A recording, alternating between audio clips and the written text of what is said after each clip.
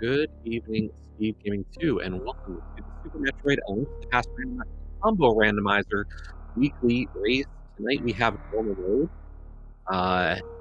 Uh, we'll be featuring Leslie Pro and MM2. We have a total of, it looks like, 15 runners entered into this race, and we are featuring these two for tonight. So this is a normal logic seed, so none of the extra types of logic requirements within the Super Metroid portion of the game. So we will be started just momentarily. So once we get going, we will see how our runners begin to approach this seed, as well as what sprites we're going with tonight.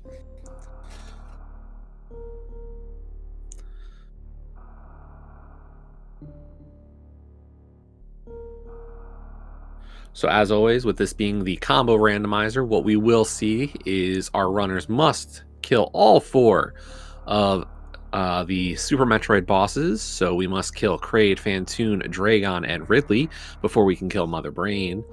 And then we also have to acquire all 7 crystals within Link to the Past, go climb Ganon's tower, defeat Aga 2, and kill Ganon. So we will see both of the big bads die tonight. And it looks like we are about to start. So as always, for this kind of game, we will be starting within Super Metroid at Samus's ship. And then we have a few crossover points between the two games that our runners can use to get back and forth.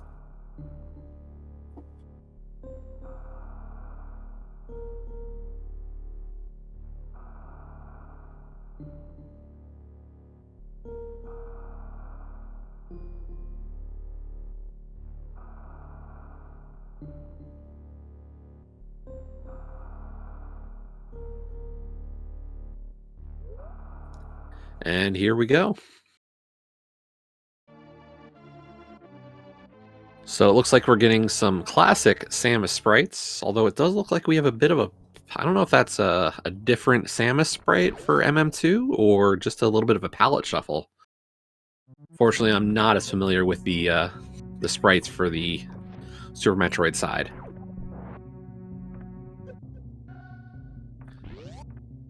Now, MM2 went into that door to head over to Link to the Past. We get a quick map check as well as Leslie.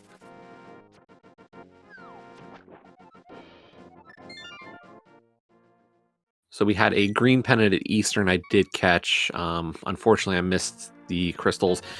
Of course, we get that save and quit real quick and get a hammer out of Link's house. So our runners will probably, it looks like we're heading towards escape, and we'll try to get through all these checks as well. So having that early weapon, really a nice benefit.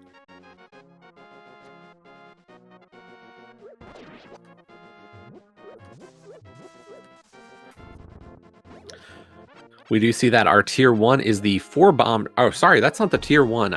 One of the little nice tricks of the combo randomizer is you actually start off with an early tier 3 guaranteed. So our tier 3 is those 4 bombs, as we find power bombs and the powder. So getting that magic off of the secret passageway chest does mean we have magic bat access really early in this game.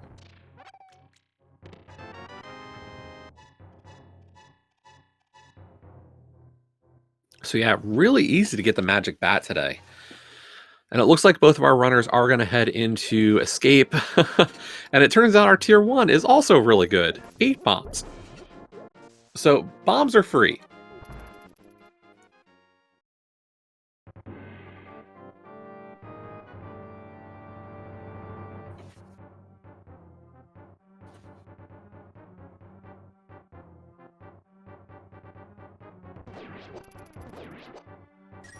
Now, of course, within Super Metroid right now, we don't have a lot of access. The game does very much require you to have that morph ball to start making numerous checks. So we're really going to be looking out for that. That's kind of our biggest piece to get.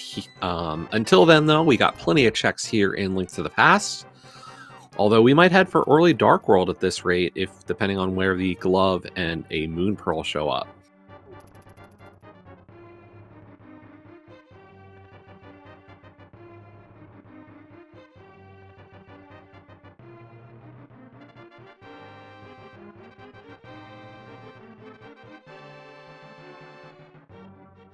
Here we go with our boomerang chest of Link to the Past, and it is just a heart container, but I don't think anybody's going to pass up a heart container at this juncture.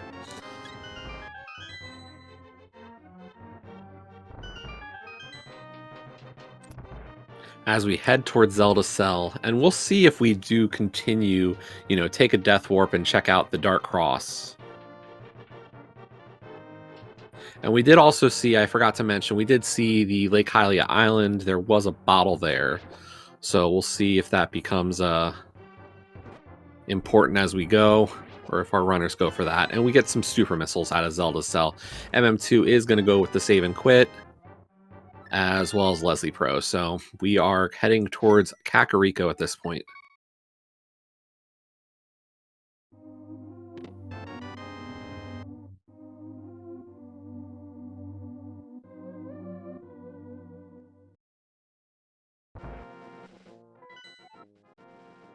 And yeah, just getting confirmation there. I did see that crystal at Tower of Hera.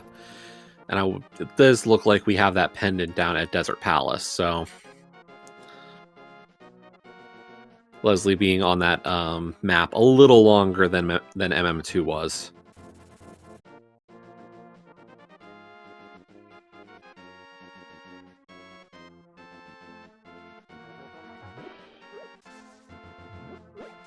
And it looks like tier 2 was also bombs. So all of our tiers are bombs tonight. We're going to look at Aga Ledge. Lumberjack just giving us a piece of heart, so we do not need Aga for that, at least.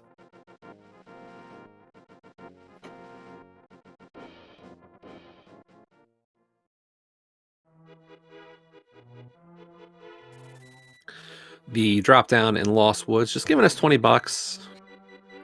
So at this point, we're really just going to look to clear as much as we can.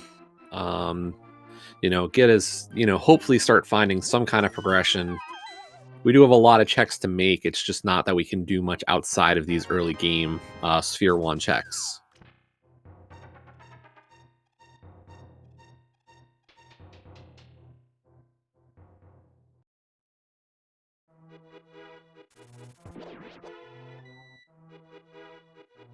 Now, to those of you who are used to watching Link to the Past Randomizer, specifically the dailies or any of the other solo Link to the Past randomizer portions, you might be wondering, about seeing a lot more menuing. Quick Swap is not part of this combo randomizer, so you're going to see the menus quite a bit more. So good menu and good, being able to switch items efficiently is important in this mode, or in this game in general.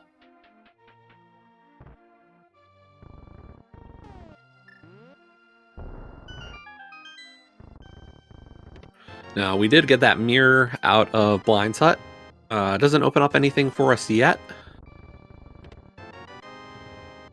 But it does start to give some ideas of what we could begin to find if we get that Morph Ball anytime soon. Or even the flute. Here we go with the Cackwell, though. Our first E-Tank.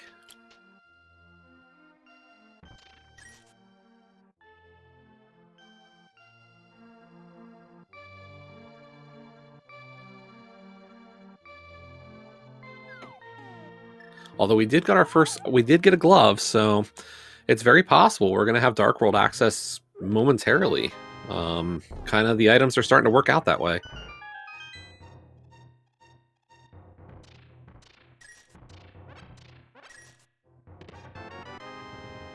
Now, MM2 realizing I'm still a little short on money for the bottle vendor, so is going to go an extra trip into that Cackwell to get the rest of the money to afford bottle vendor now. Just for some missiles. We'll see if Leslie does the same, and yep, just one extra trip there to get the extra money.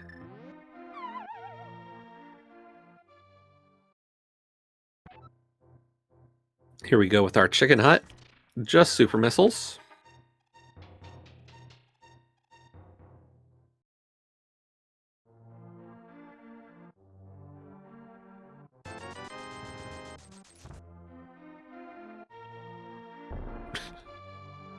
Reminder that, yes, bottle vendor is not always our friend.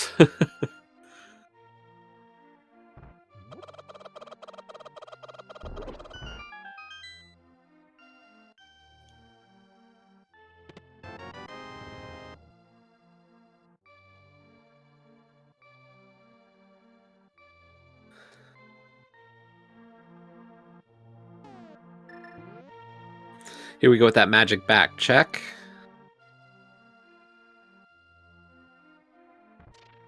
See what the game has been hinting at us here, and it is just 20 bucks.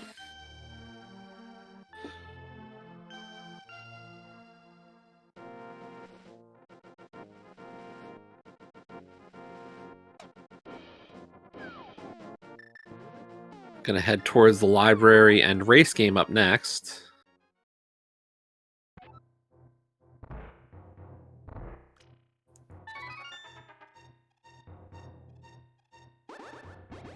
And then I wouldn't be surprised. I think we might see Back of Escape. We have missiles in the library, it looked like. And it looks like we, MM2's at least, is going to blind check race game. So not even scout it. But yeah, I anticipate seeing Back of Escape soon. That glove really opens that up to be pretty easy.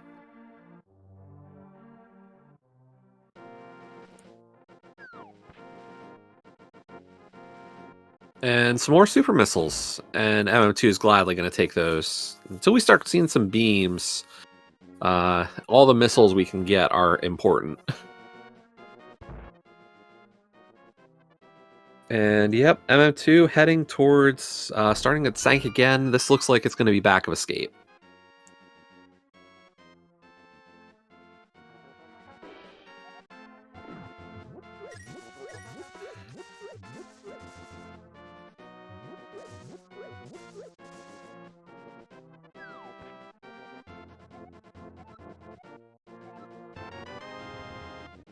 And our 3 chests here in the Back of Escape, we've got the small key, we've got an energy tank, and we have some missiles.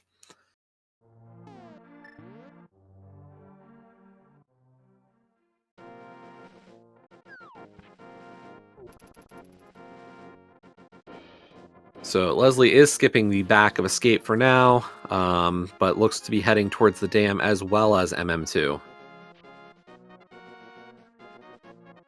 And yeah, I believe you're right. I think we did not see the map, so that looks to be the last check in Escape, so we will not need to see Dark Cross today.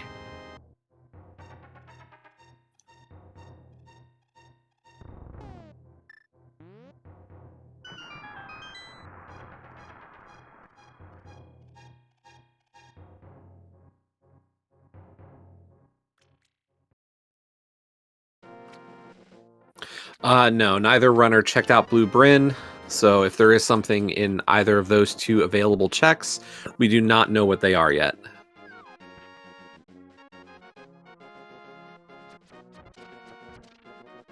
MM2 is going to go with that bush crab for a little bit, dropping the small magics.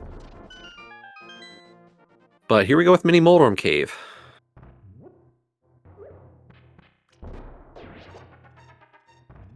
Nice first bomb there.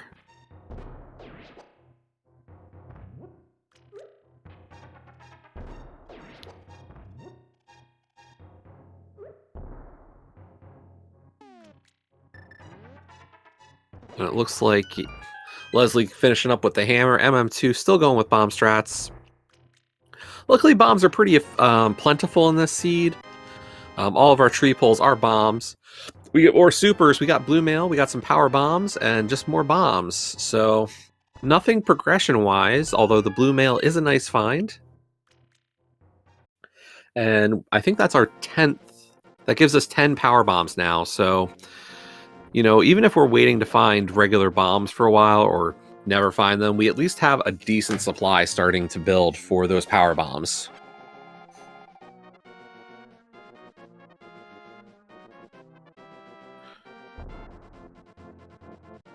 Here we go with Ice Rod Cave coming up next. Unlikely we'll see any trip tour or a fake flipper. Without the Moon Pearl or flippers, you know, there's not a whole lot we can gain off of it.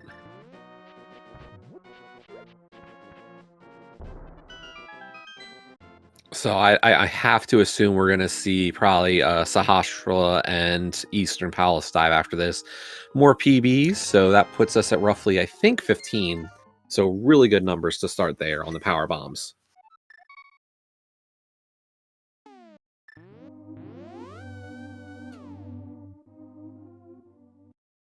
Okay, so Leslie is going to is going to go for that back of escape play. 3 free items, so good idea there. MM2 heading towards the Hashula now. And really, we're looking for one item. You know, if we get the Morph Ball, it's easy to call that we're going back to Super Metroid. And if it's Moon Pearl, we got Dark World. So anticipate we're going to find one of those two soon. And it's Hashula's Closet. We got 20 bucks. Red mail and a piece of heart. So still waiting for that progression. For all we know, Morph Ball or Pearl is down in Blue Bryn, but neither of our runners really want to take that risk at this moment.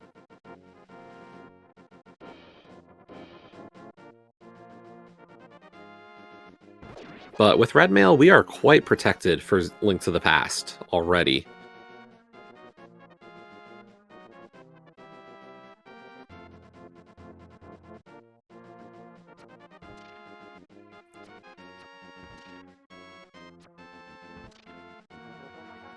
And here we go with Eastern Palace. 3 items are in this dungeon. We'll see how many of them are actually available.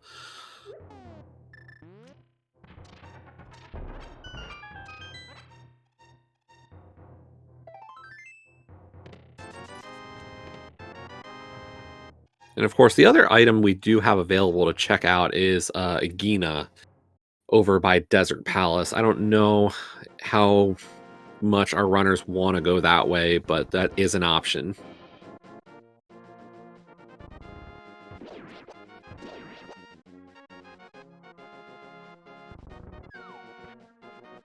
Nope. That's all the things we have so far.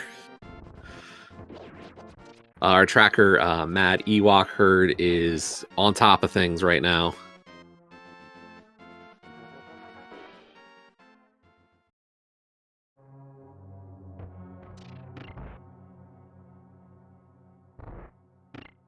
There's our first item out of Eastern, though, those 3 bombs. We know where a bottle is on Lake Hylia Island. We had the powder, and we checked it. Powder did not lead to anything.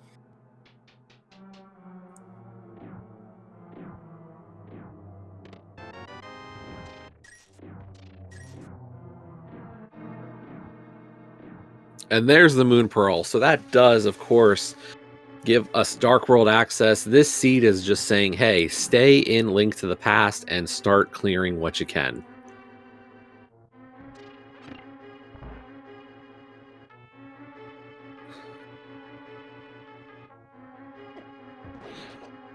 And yes, of course, that does mean we have a payout for our prediction. We had a prediction at the start of this race of what orb we would find first. Turns out we found the Moon Pearl before the Morph Ball.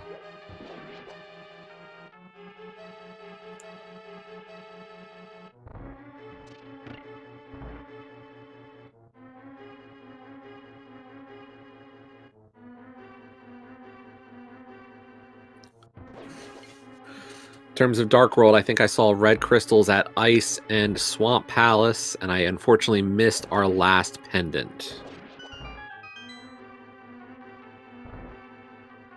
Here we go with Hype Cave, though. We've got missiles.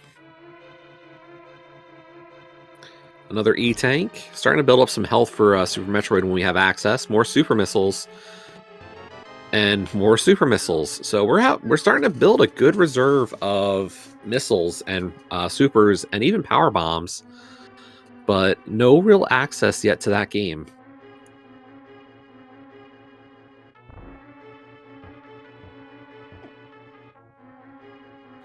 Pendant Thieves, so...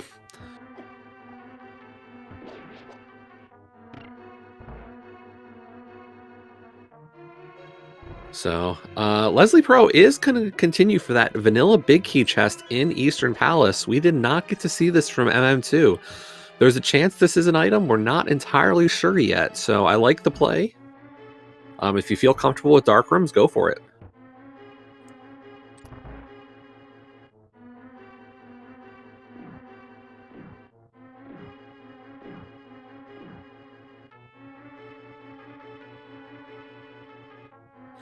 K45, however, is another E-Tank. So we're starting, as I said, we're just getting a lot of E-Tanks already. And just a piece of heart at Eastern Palace. So what we do know is that our last item, or that is all of our items in Eastern.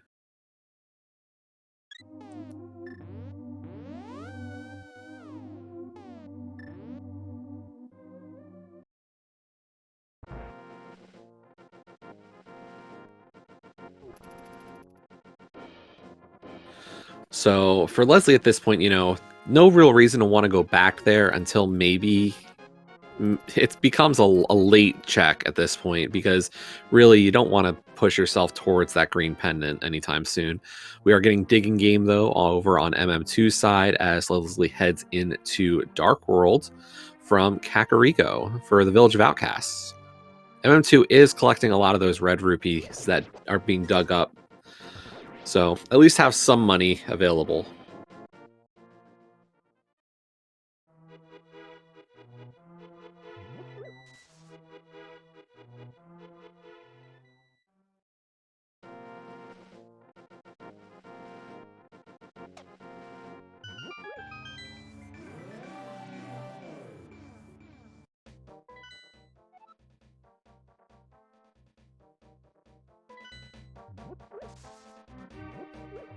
And it looks like I think MM2 is heading for Death Mountain without the lamp. So gonna go for this dark climb up to Death Mountain. Definitely a surprising play, I would say, but we'll see how this one pays out. As Leslie is into Skull Woods, we do know there are 2 items here. See if we find anything interesting.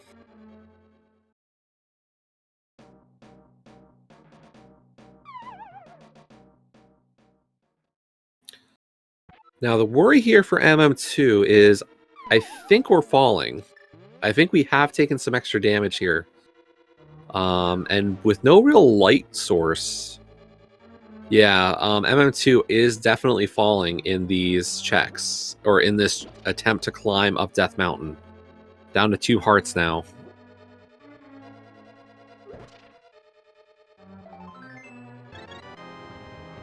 There's another piece of heart over on Leslie's side for a full heart container. Yeah, I'm surprised that MM2 is not using... Okay, there we go. I was like, I was kind of surprised as well from not using the hammer, or some source of light, and eventually switches over to dropping some bombs. Just has to be a little careful, though. Does get the Bombos medallion, although that is of no use to us until we get that first sword.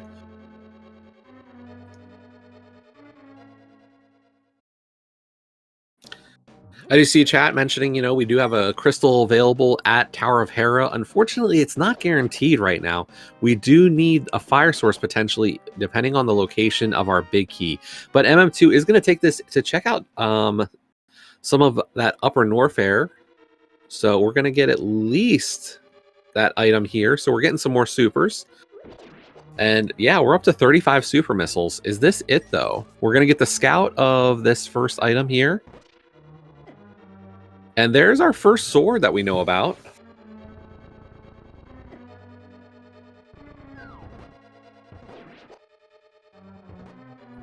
But MM2 heading right back into Zelda, really just taking that opportunity to get a little bit of information about our Super Metroid.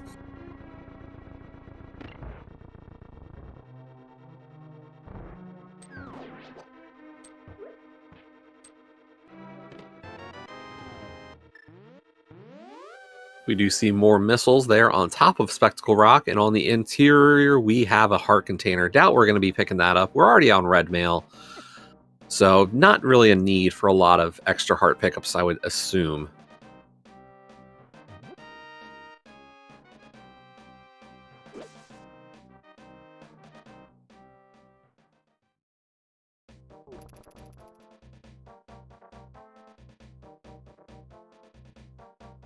We are going to get a scout of the bumper ledge over on Leslie's side. And there's our reserve tank, or a reserve tank. Don't imagine our runners will be going for that one.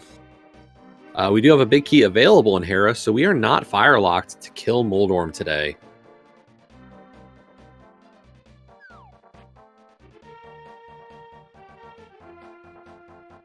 We are going to get to see the Graveyard Ledge. And we get a map over in that chest in Hera. I believe that is a vanilla map, so...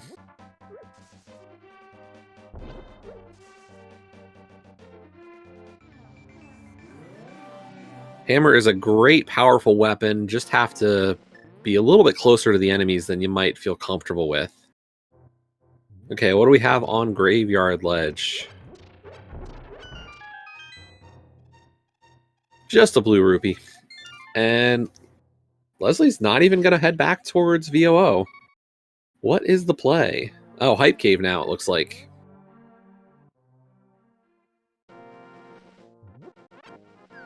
And we've got Space Jump in the in Tower of Hera, so... In terms of opening up the game, doesn't really open up Super Metroid for us, but that is a very convenient item to have.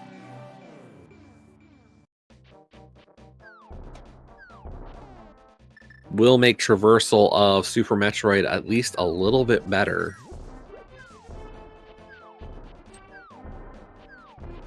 But here we go, MM2 heading for our first boss in Moldorm. Luckily with that hammer, we only need 3 hits.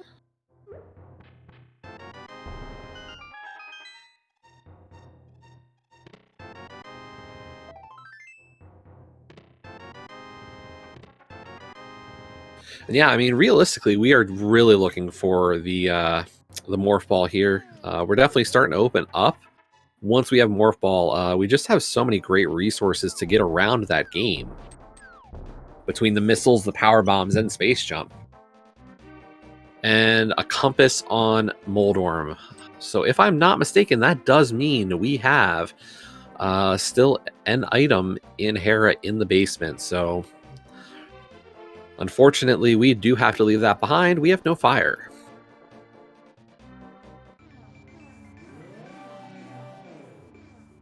But here we go. East Death Mountain come up next for MM2. Some more checks. We got 8 more items over here on East Death Mountain.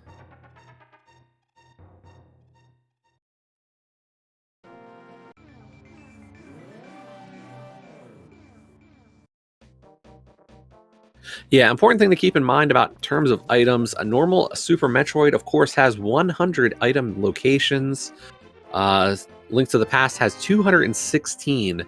Now, with those 216, of course, for Link to the Past, a lot of those are keys, maps, compasses, and other garbage items such as rupees, bombs, and arrows. But all important to know, you know, there's just so many items that are available to find, so...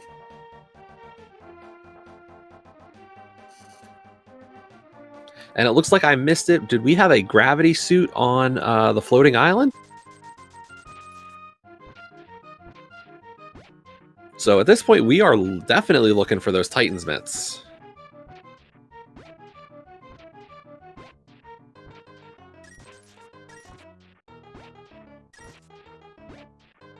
So yeah, we really want to see Titan's mitts. Hopefully while we're already on the mountain. Either way, that is a lot of info for MM2 as well. But as we go through Paradox 2, we get just some more missiles and an E-tank.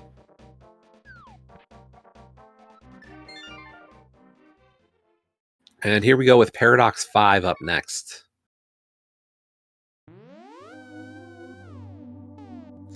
Unless we get Titan's mitts, I think we're leaving.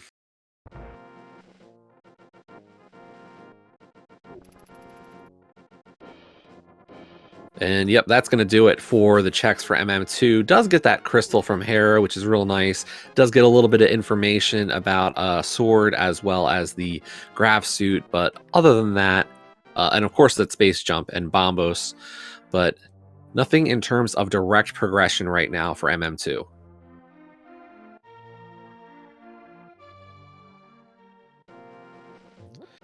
And MM2, as well as Leslie, heading back towards the Kakariko Village portal to head into Dark World. For Leslie, this is definitely going to be Village of Outcasts. We'll see how MM2 decides to route Dark World. I personally would be more tempted to go to Village of Outcasts than Skull Woods, just because we are lacking a fire rod and just really a sword as well to make Skull Woods a great play. But we'll see how they both decide to route from here and whether or not we see a full clear of Thieves Town. Thieves does has 4 items, although it is just a pendant.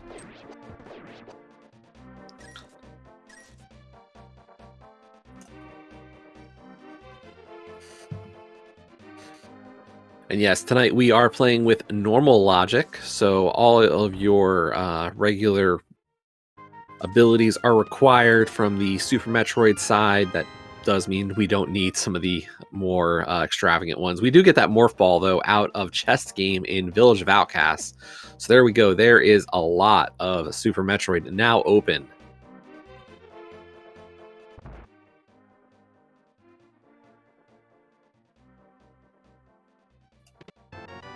And there's our flute, which does mean we have access now to that space jump logically.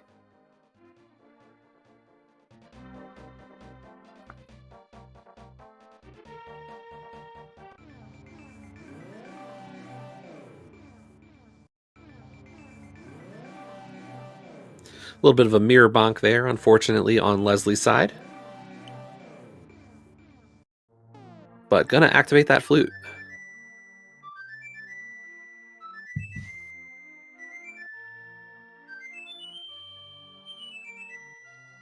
And we'll see how this the routing now proceeds for Super Metroid, because I think, maybe we get a check of the brewery and Village of Outcasts. Maybe we do a front for Thieves, but I imagine we're going to see a lot of Super Metroid very soon.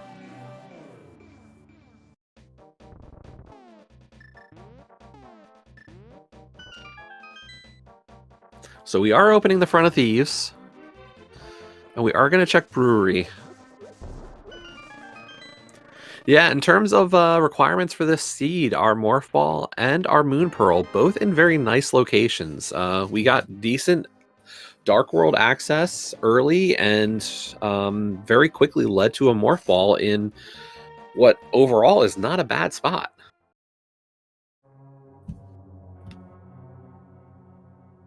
But here we go. Leslie heading into Thieves Town. We'll see if this is a full clear. I don't know. I personally would say just do the front 4 and get working over to Super Metroid at this point, just because you have so much available. But that's also contingent maybe on the fact that MM2 having that space jump looks really nice as well. But there are 2 items so far in Thieves Town, both just some regular old missiles.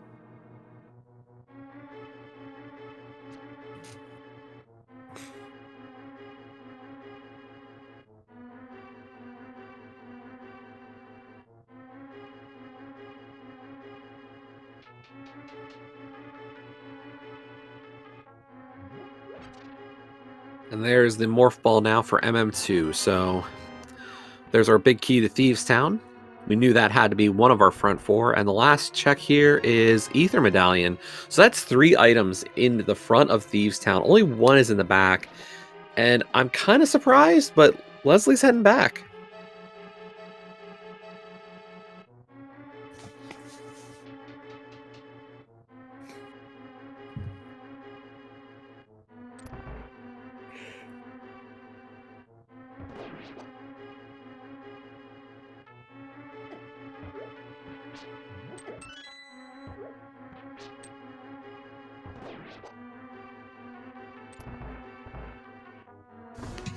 Yeah, with 3 items in the front of Thieves Town, Pendant Thieves only has 1 item between all these last checks. So this could just be a lot of effort for nothing. Definitely an interesting choice. We'll see how MM2 decides to route this one.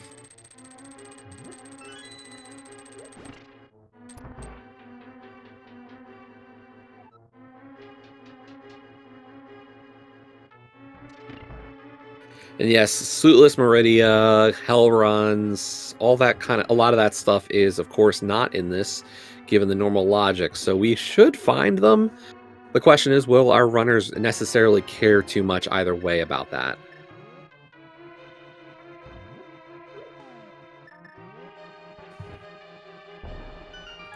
MM2 decides, nope, I am not going deeper into Thieves Town. I'm going to activate my flute and get out of here.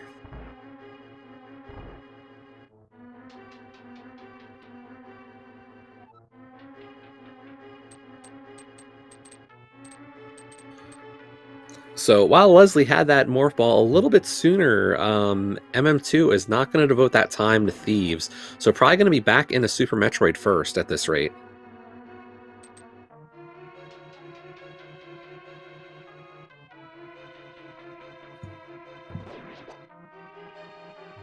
And I think, yeah, MM2 is going to give us at least a scouting of the desert ledge and Agina before heading back into Super Metroid at this point.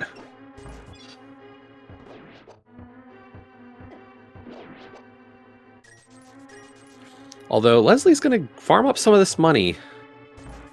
I'm not sure. You know, we can get to Zora, but it doesn't feel like it's a great amount of time to invest on it. And we know that the small key to Thieves Town is in the big chest. So this is coming down to Blind having the item. And just a piece of heart in Agina. So I think that clears out pretty much all of Link to the Past for now. And as such, MM2 is on his way out back into Super Metroid. Gonna do that reset to put himself on Samus's ship, and we'll see how he decides to route this game. He's got pretty much, as we said, you know, Super Metroid is wide open right now.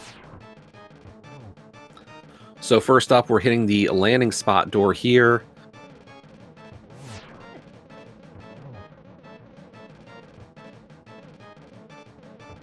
Meanwhile, Leslie going after Blind for that for the first of our pendants. Not necessarily required, but hopefully we get a great item off of this boss, and nice hammer kill. But just 20 bucks, so unfortunately not paying out. We did get 300 rupees there inside of that check at the landing site. MM2 thinking, you know, maybe I need some money for later in this seed. But here we go, heading towards the wrecked ship. And there's our grapple beam. Doesn't add a ton of availability, but does make things a little more convenient. I could not see that one. Neither could MM2 for that matter.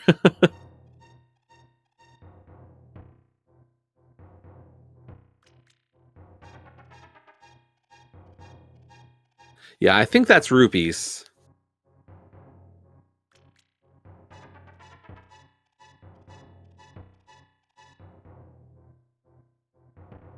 Although MM2 did pick up those bombs underwater, so. And Leslie is also going up Death Mountain, so gonna get that space jump, hopefully, in a clear of Hera. MM2, however, into the wrecked ship. We're gonna get to see our Phantoon fight very soon. No beams to help out, but should have plenty of missiles to get the job done. And we are up to 20 power bombs, so not going to be too worried about a lot of ammo conservation there, or bomb conservation. Piece of heart. Of course, the rest of Wreck Ship is completely inaccessible without taking care of Phantoon, so that is our next order.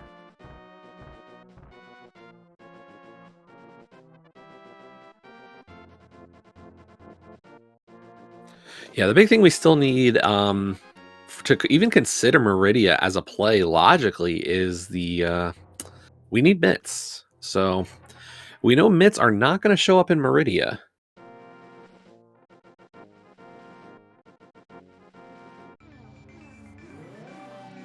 But here we go with our Phantoon fight. Nice start so far. Really good missile sweep there.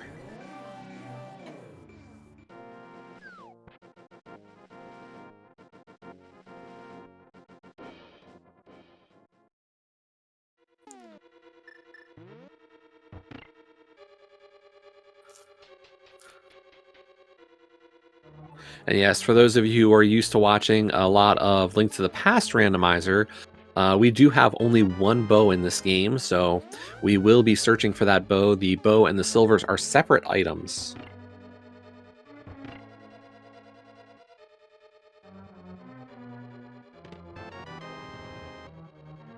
But down goes Fantoon for MM2, so there is the first of his uh, Super Metroid bosses. As always, we do have to kill all four of them before taking on Mother Brain.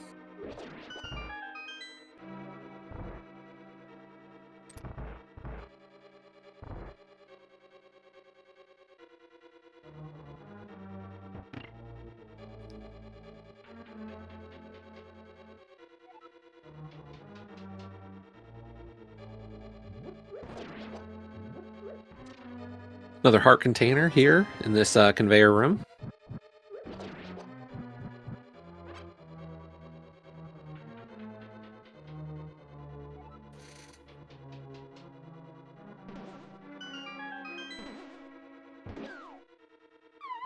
And just another piece of heart.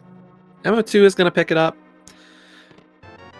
Hoping for maybe some extra health down the line, maybe. Especially just given, we're not finding a lot in terms of swords yet. You don't know how easy the fights are going to be as we go. Using that space jump to get across here to put us into the spike room. And just going to worry about using that the space jump to kind of make it over. We also had that nice damage boost. Meanwhile, Leslie into their first boss here for Link to the Past. We have Moldorm for that crystal.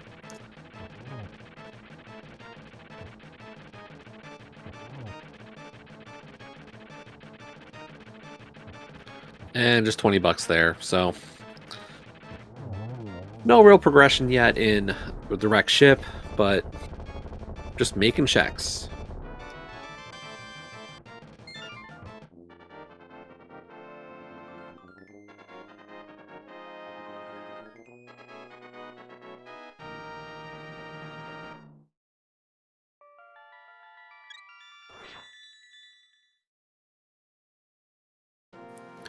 Nice return there on our spike room. Without graph suit especially, it can be really, you get caught in that water, it can get a little bit annoying, so very clean exit.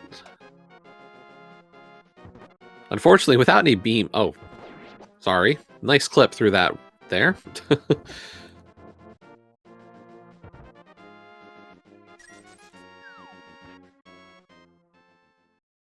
And MM2 just clearing out this room.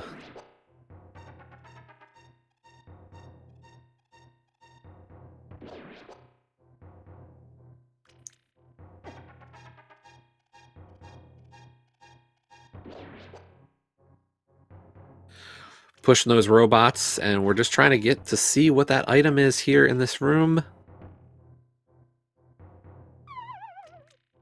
Heart container, and MM2 is going to pick it up.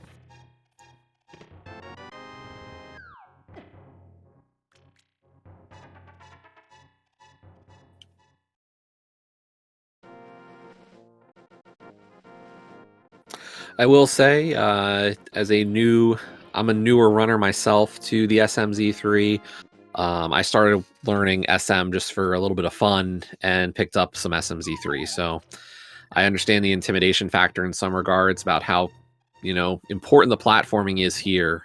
But really is a fun experience playing the SMZ3 Rando. We are going to get to see what that item is, and that looked to be just some more power bombs, so we do not need speed booster for that check.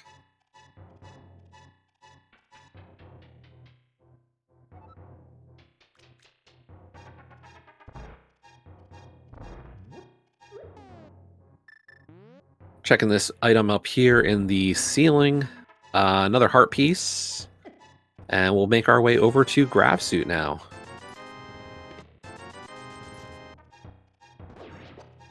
Meanwhile, Leslie is finishing up the the Paradox Cave for those 7 items.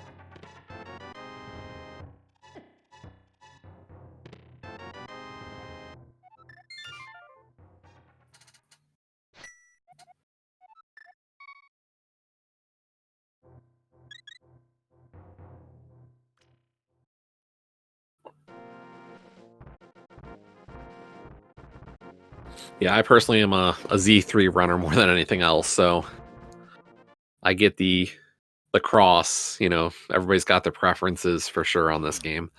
But here we go, getting Graph Suit next.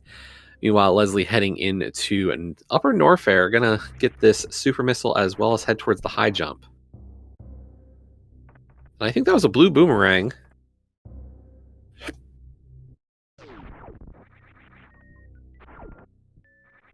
And that is an arrow capacity upgrade.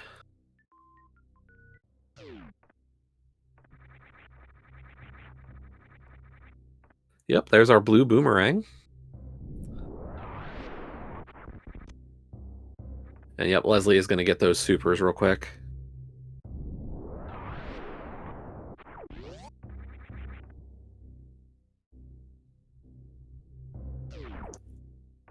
We had some more supers, and so... But nothing too... no real progression here in Wreck Ship.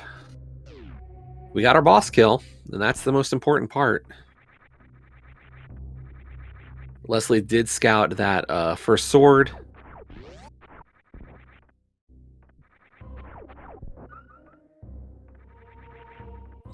But it looks like Leslie's going to head towards Kraid from Upper Norfair, while MM2 is going to make his way into... probably towards Kraid as well, but from the top through Red Tower.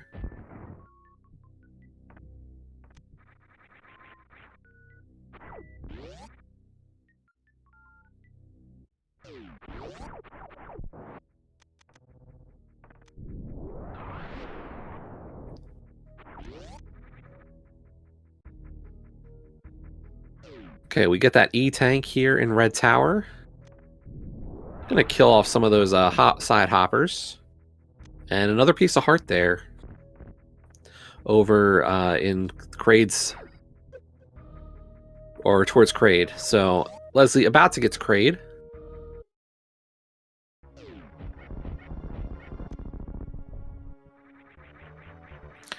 Now at our Alpha PBs, we get a 5 bomb capacity upgrade, and right behind that for that missile, we get... hey, those are vanilla.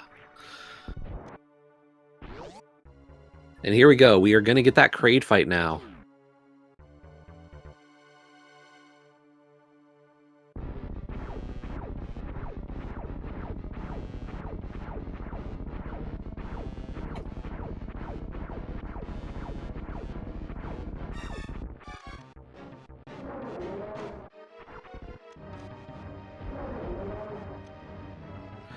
And it looks like Leslie is heading into that second phase of Kraid as MM2 heads towards the X-ray scope location.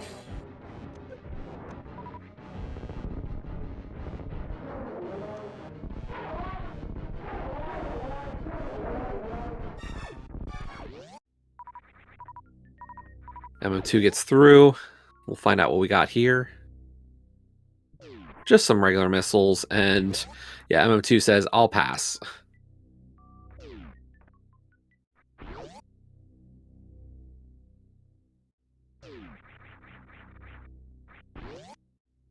Still waiting for some more stuff, but we have so many checks available in Super Metroid right now. I would be shocked if we don't find something here.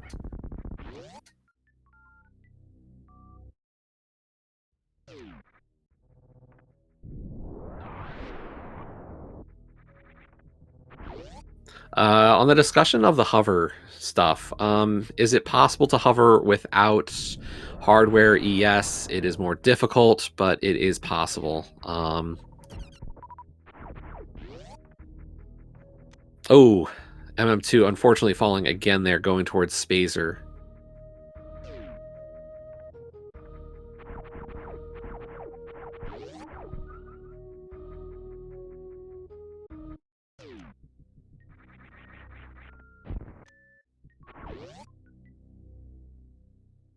We're about to get a little bit of a high five here.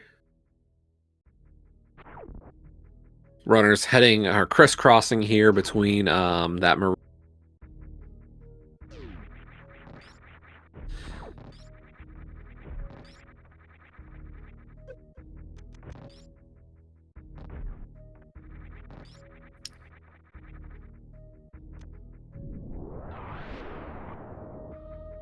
Yeah, so emulator hovering, as Professor Renderer is pointing out in chat, it's definitely possible. It's just a lot harder because the consistency of input lag and all the different stuff going on there. Um, so it is very possible for runners to get it. It's just very easy to mess up as well. MM2 heading towards Kraid, whereas Leslie is heading backwards through the red tower here. I guess we're going to see a climb up red tower. Probably some of the same checks we saw from MM2.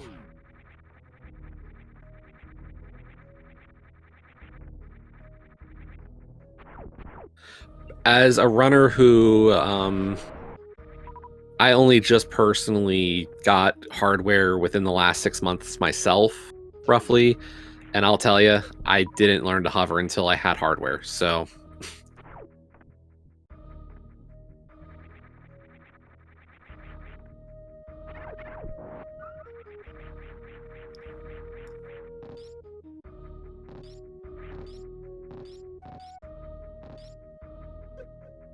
down goes Kraid for MM2 for his second Super Metroid boss,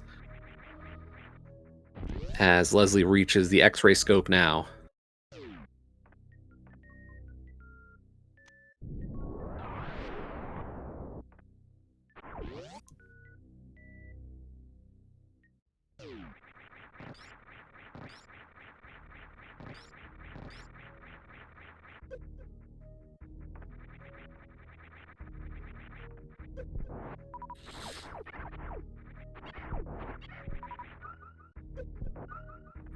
And we do have a nice set of power bombs for both of our runners, really, 20 and 25.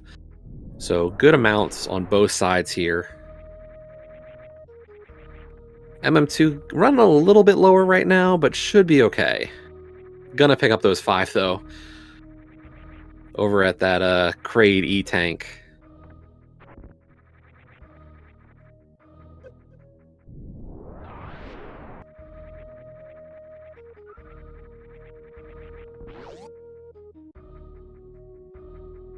Okay, MM2 heading into Upper Norfair. I'm going to assume we're going to get the speed, the high jump boots check that we saw on Leslie's side. And then I got to wonder, are we going to see a Hell Run? Are we going to see a Mock Ball towards Ice Beam? I'm not sure what we might be getting here. We're getting the Mock Ball towards Ice Beam.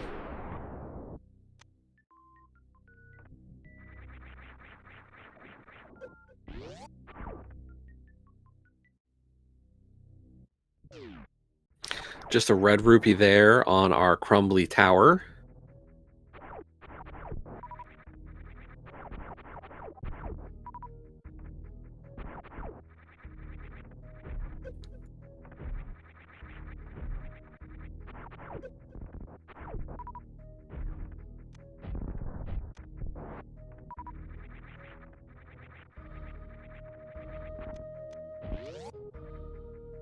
So we're still going with that Hell Run, though, for MM2 as we get to Ice Beam. And it's an E-Tank, so that's a nice little refill, but no progression here.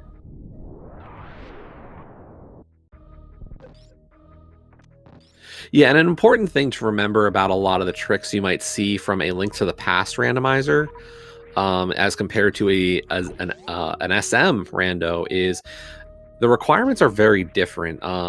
You can really, not to say that one of the games is necessarily harder, but from an accessibility standpoint, one of the strengths of Link to the Past, of course, is that none of those tricks are required to beat the seed.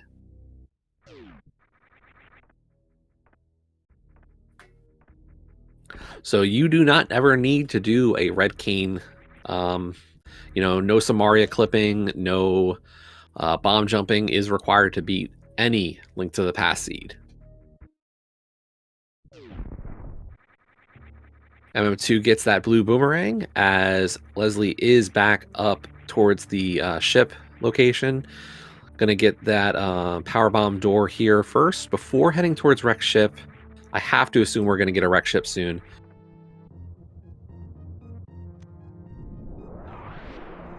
We did get MM2 to return to Link to the Past real quick to get that hard reset, which will put us back at Samus's ship.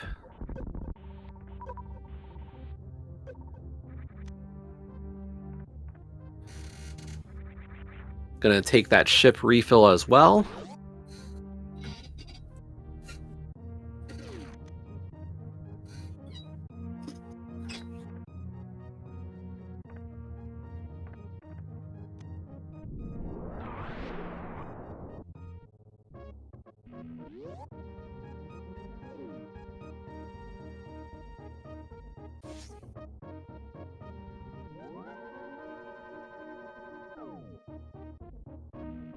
MO2 heading towards these checks up here in Criteria. Like the route here, probably gonna, get these and then maybe head back up towards Bomb Chorizo. And after that, I'm not entirely sure. We are getting a lot of E-tanks, so our runners might not be too concerned about the that Varia suit at this rate, depending on their comfort level.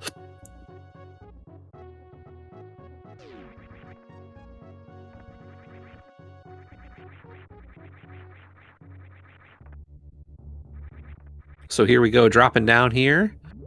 There's our charge beam.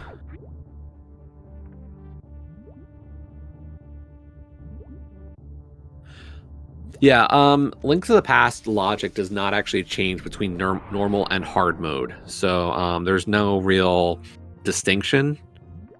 Bomb jumping is just, it can be a convenience factor.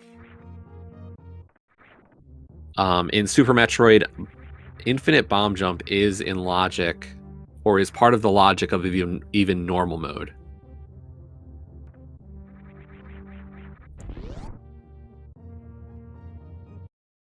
So MM2 is going to leave the Criteria instead, heading towards Green Bryn, which isn't a bad idea. The end of this loop for Green Bryn, I have to imagine, leads back up to Lower Criteria. So it's just going to kind of loop back on itself.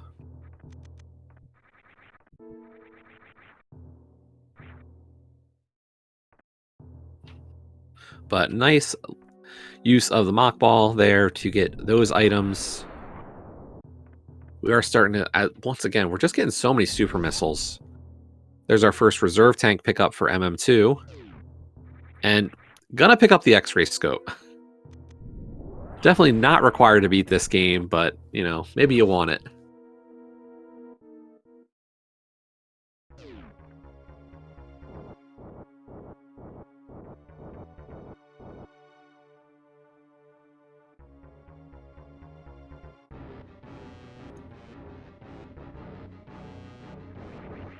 M2 getting some more power bombs there. Those enemies always going to drop power bombs for you. Although we're just finding more anyway.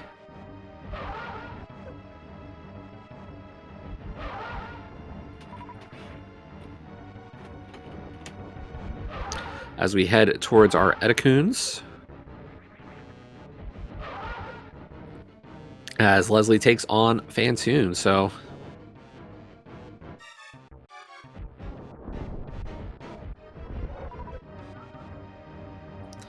Little bomb capacity upgrade. But still not our next step of logic. We're running lower on checks, but by no means out of stuff to check.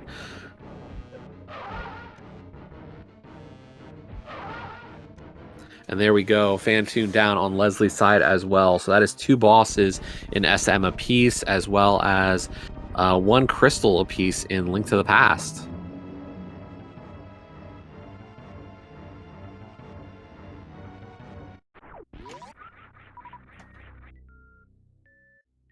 Hey, there's Speed Booster. So that opens up a little bit more in the Super Metroid side of things.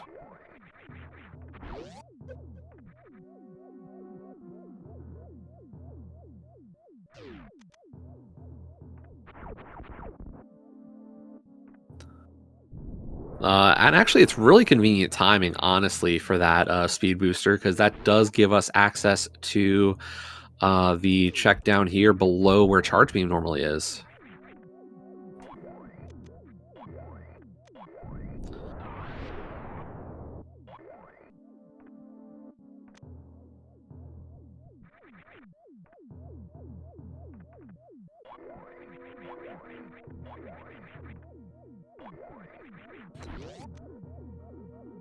I could be wrong, but I believe this is in logic and normal with speed booster.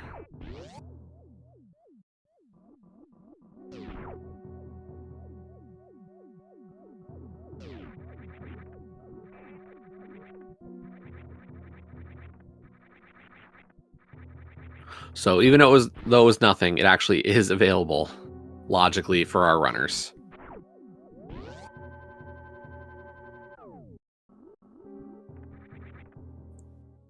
Yeah, no, that's not a short charge. There is enough distance for a normal run up.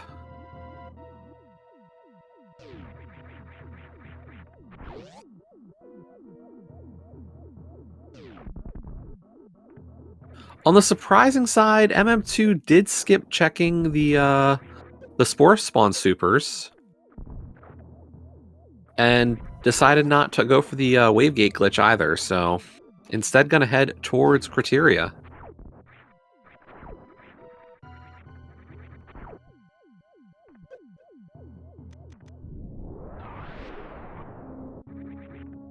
So what did we leave behind here at the beginning of the game? Super missiles. And we are really up to a good number there. 55 supers over on MM2 side, 35 for Leslie.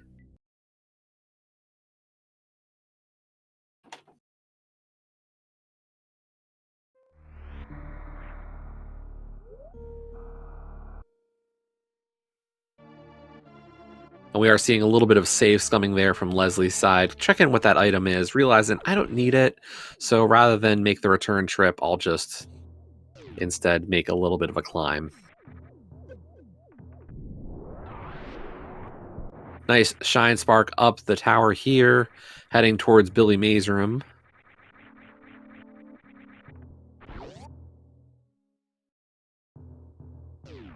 And there's our Ice Rod. So no Ice Rod hunt. And there's our Titan's Mitts. There we go.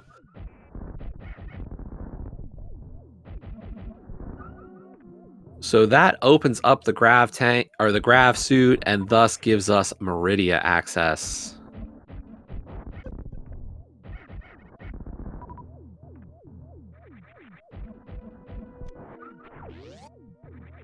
Yeah, those are two really nice finds over in Billy May's room. Both required items for Link to the Past.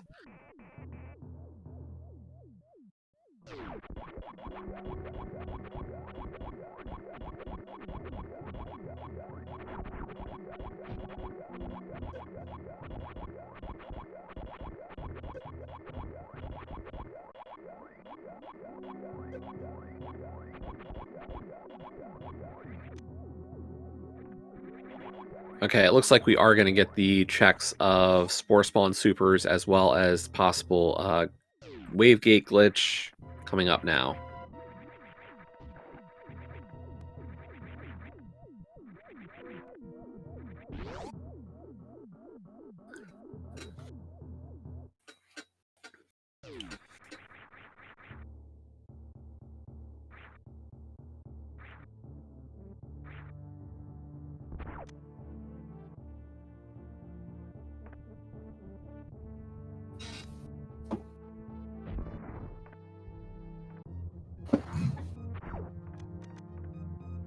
M2 is going to just grind out a little bit of stuff here real quick. Maybe he just wants a little bit better, or a little bit more ammunition for now. And yep, we are going to go for that Wave Gate glitch here as Leslie heads towards the grav suit.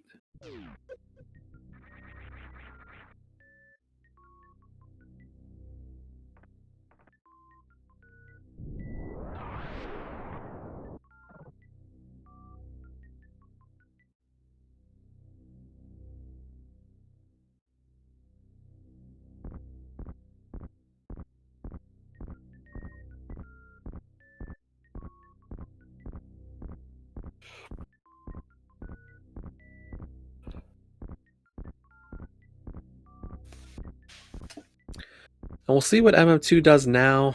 Looks like, yep, we're heading back to the criteria or the old blue Bryn checks, probably back up towards criteria and our bomb Chorizo area.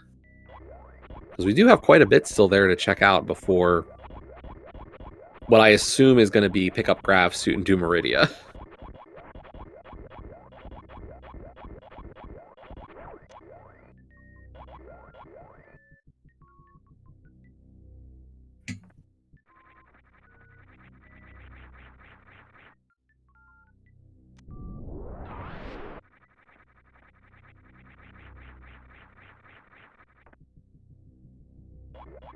So yeah, here we go. The old Mother Brain tank has just some missiles. At this point, we're doing great on missiles. We do have Charge Beam, of course. We would like to get some other beams. And yep, we are going to hit the tower here, this little climb.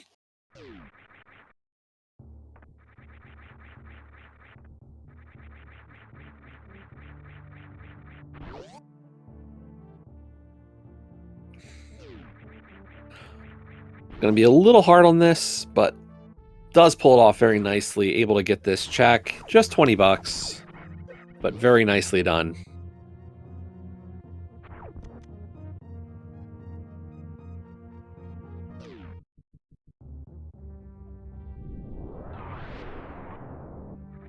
We still have just a couple of checks left here in criteria before we head back to get that Grav Suit.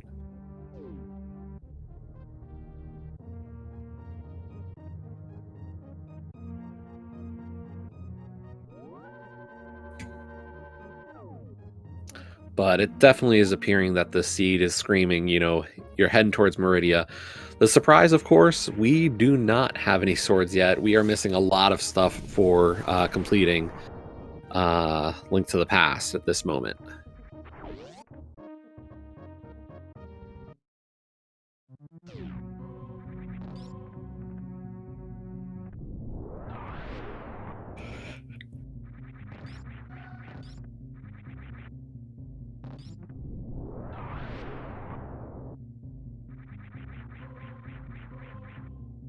M2 checking out Bomb Chorizo. Nothing this time as Leslie heads towards these checks above the landing site.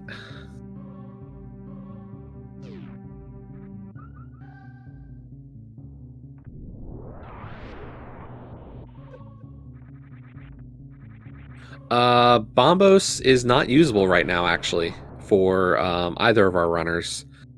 You need a sword to use the Bombos medallion in Link to the Past. So until we get that first sword, not an option. And MM2 is going to check out the Mire area. Possibly even Desert. Desert is a pendant, but we've got two free. We've got a few free items here in the Mire area. That was Bombos for Misery Mire. And unfortunately, Leslie falling down the left side of that would have missed Charge Beam, so we're going to get a quick reset to go get Charge. And there's our Plasma Beam over on MM2's side. So we finally do have an additional beam to work with. So that is Charge and Plasma. And yes, as much as I joked about, you know, picking up that X-ray scope early, we did find Plasma Beam. That does open up the possibility for the good old Microwave Beam. And there's our bow. Wow, okay. Game is really starting to give us all the progression.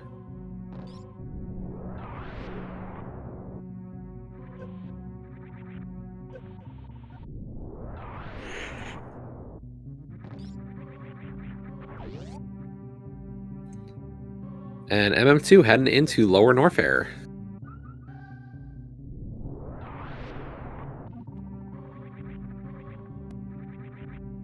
Equipping the Plasma Beam, of course.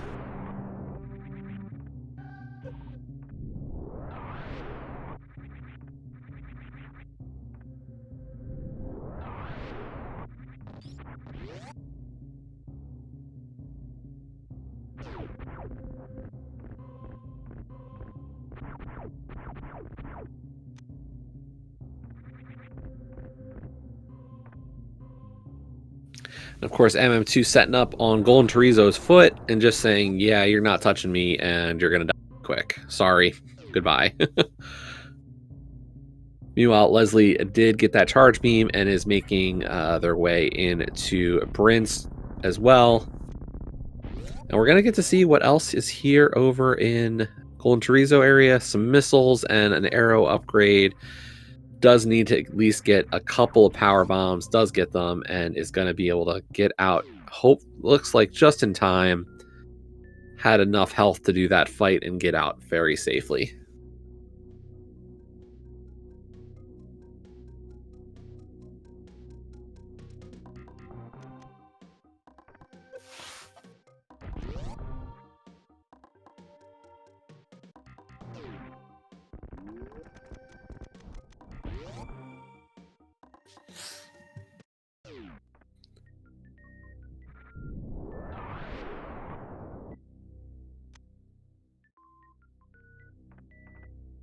So MM2 heading back up Death Mountain. We're going to get some good checks. Of course, what we really want is we want Graph Suit.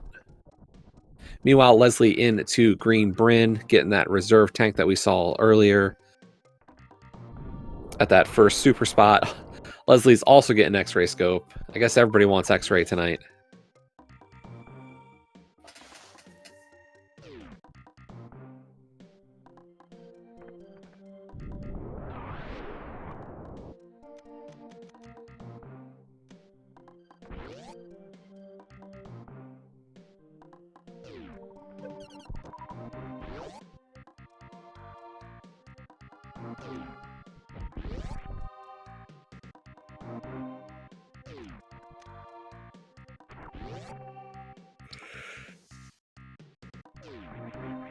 We'll also get a chance to find out what medallion we will need tonight for Turtle Rock.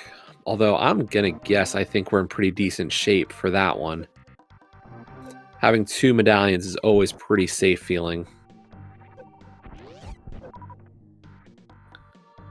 Moon Pearl was actually really early in Eastern Palace. Our Morph Ball was at the Village of Outcasts chess game.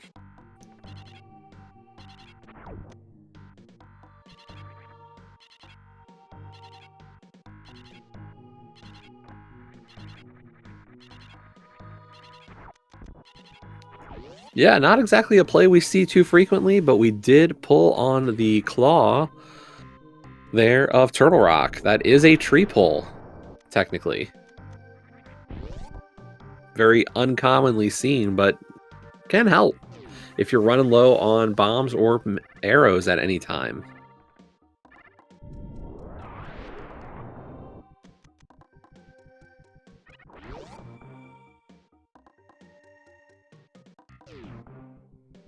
And of course, MM2, no hook shot, but we do need to head in here because we want the grav suit. There's that speed booster over on Leslie's side.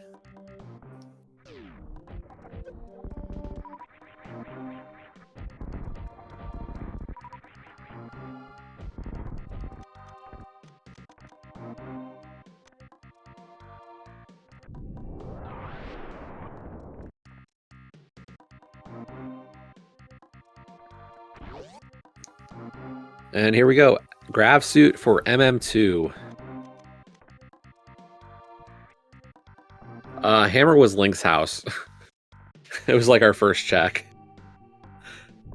We've had it forever.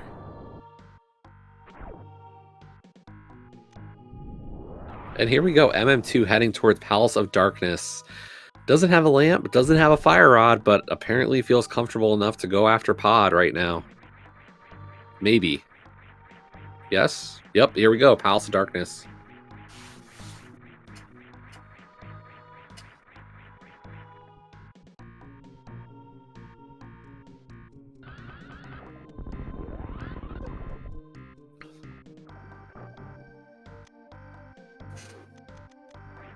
Yeah, given what we know about the item placement right now, MM2 has a decided lead over Leslie at this point.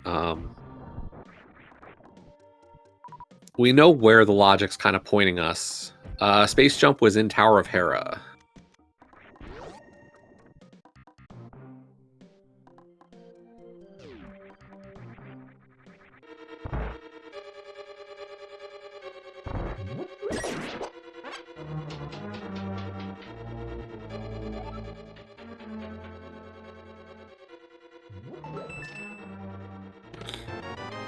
Hey, screw attack in the first check of pod.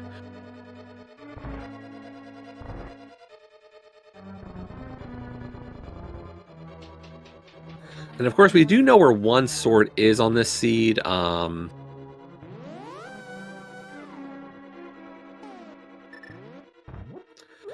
We did see it behind the green gate over in Upper Norfair. Yeah, screw attack's a nice find. It really can make your movement in Super Metroid a little bit easier. So I wouldn't turn my nose up at it for sure.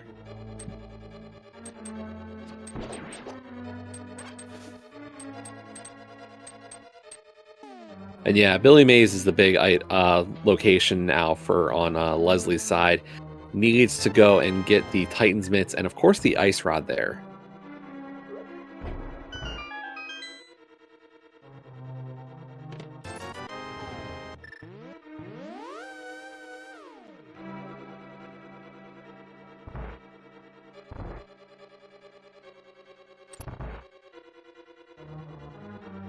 So we did get our 2 items in the front of pod.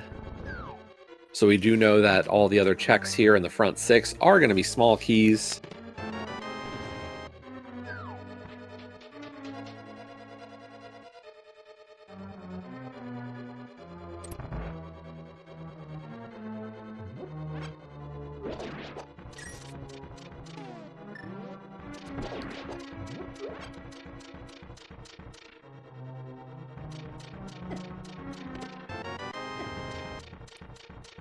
And really just waiting to find, there's some important stuff we're still missing in this one. We'll see when we get it. Dark U now for Palace of Darkness. We get some missiles. And the compass.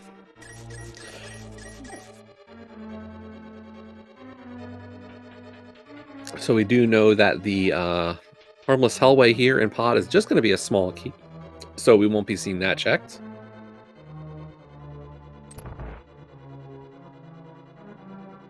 Yeah, Dark U's not too bad without a lamp. The Dark Maze here in Palace of Darkness, definitely a little bit more complicated. We'll see how MM2 handles this. Does get that big key, very nicely done.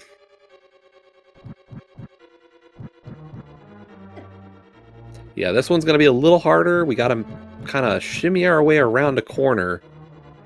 And without any real sight, yep, going to go with the bombs.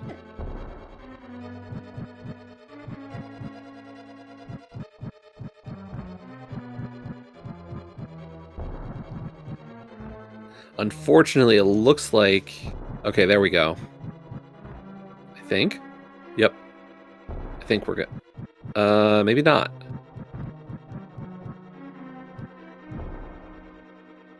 Yeah, MM2 got thrown a little bit off by one of those Kadongos, and that makes it really hard to get this.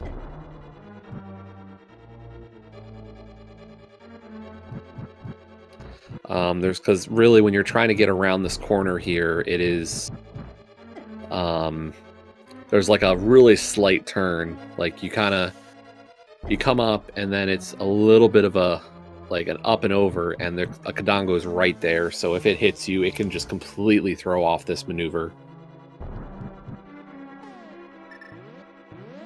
Yep, and MM2 is really kind of lost on that one, unfortunately. So gonna mirror back to the front. We'll see how he approaches this one.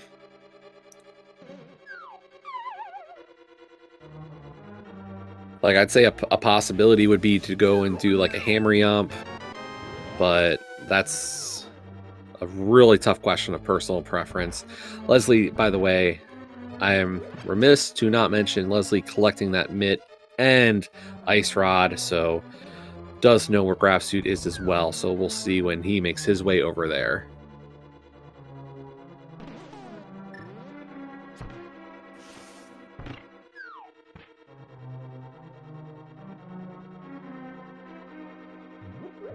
But MM2 is going to go for Helmasaur, so even after having some weird times with the The Dark Maze is still going to go after this pod kill. Really quite the adventure now. I thought we might have gotten Meridia just because of how much, Meridia is fully in logic at this point. But MM2 just saying, nah, I'm going to go clear pod because I want a crystal.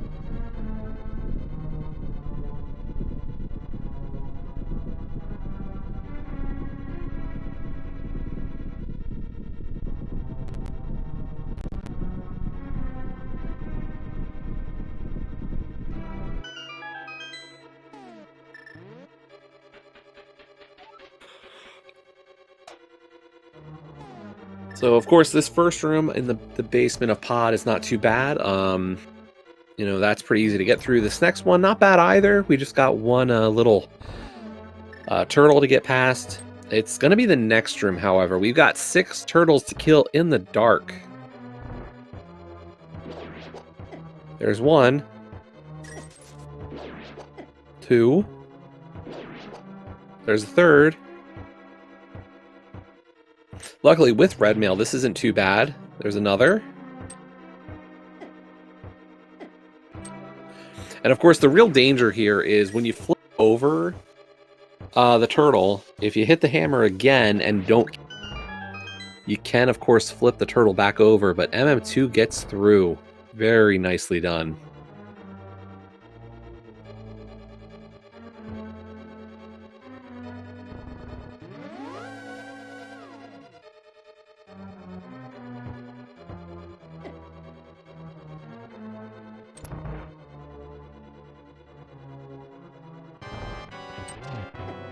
And here we go with a Helmasaur fight. The Helmasaur King. Meanwhile, Leslie is just finishing up some of those criteria checks. I imagine we're going to get to see probably a refill real quick. Leslie just getting a little bit low on health and missiles. Probably wants a refill on that and power bombs before making any additional plays. And MM2 really going for hammer strats here. Just, it's not easy. That hammer hitbox is super tiny. So just going to pull out the bow. 8 arrows is all it takes to finish that up.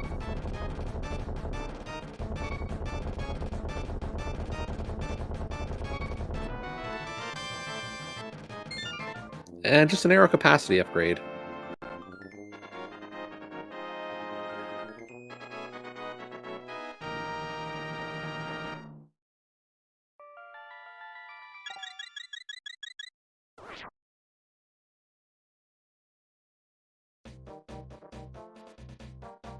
MM2 is walking out of pod area. We'll see what happens.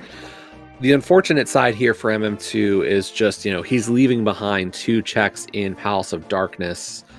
Leslie, meanwhile, is going up Death Mountain because obviously we want Graph Suit. We've had mail forever. The first upgrade was in Mini Moldorm Cave, and then Sahasrah's Closet had our red mail. So, yeah, we've been on red mail for pretty much the whole seed. Yeah, big shout outs to our tracker tonight, Mad Ewok Herd, who is also keeping a running list of all the items and their locations as we find them for me. So I know all those as I'm calling.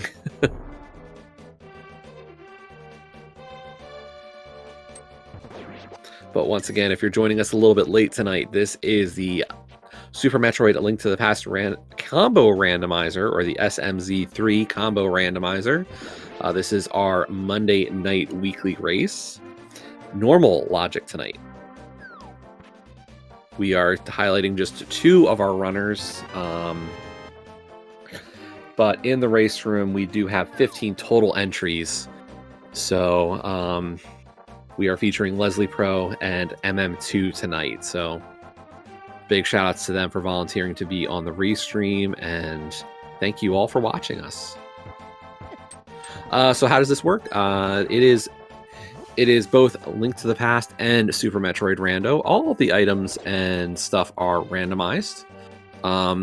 In terms of Link to the Past, maps, compasses, keys are still in their respective dungeons, but All the progression items and all the other stuff is shuffled. Our runners must kill all 7 crystal bosses in Link to the Past, so that does mean we will need all 7 crystals, and then go beat Aga 2 and Ganon. And on the Super Metroid side, our runners must defeat all 4 of the main bosses, Kraid, Phantoon, Dragon, and Ridley, before they can go kill Mother Brain. Both of the big bads must die before you are done tonight.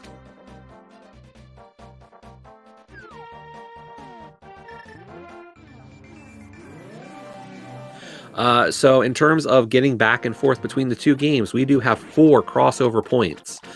The the Lake Hylia Fortune Teller in in Link to the Past leads to a Criteria, whereas we have a Death Mountain entrance leads to Upper Norfair. The Myers Right Shed leads to Lower Norfair, and then an area that we call Dark Shopping Mall in Link to the Past. It's pretty much right next to Dark Ice Rod Cave, leads into Meridia. So we have those 4 crossover points. What has been done is the developers of this game, or developer of this game, this combo randomizer, said, let's just get rid of all the a couple of useless rooms. So, you know, a map or compass spot here or there, or sorry, a map room or something like that in Super Metroid, and useless buildings within Link to the Past, and just had those kind of flip them into transition points. MM2 trying to set up a fake flipper here to get to the Dark Shopping Mall, as I mentioned. Looks like MM2 wants to get over to, trying to get over to Meridia from this side. But this is a very dangerous call. If MM2 takes any damage while in this fake flipper state, he's going to die.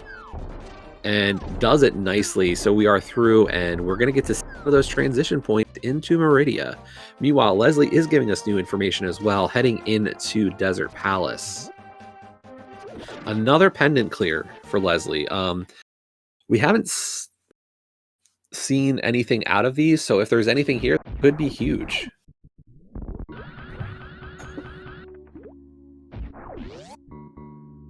So yeah, nice route from MM2 to get into Meridia.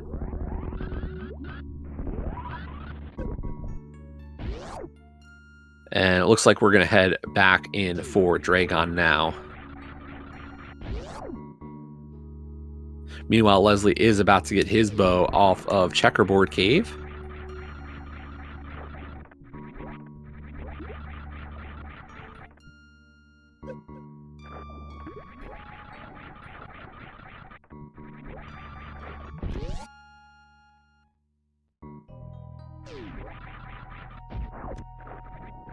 Oh, nice little bonus there. We got half magic.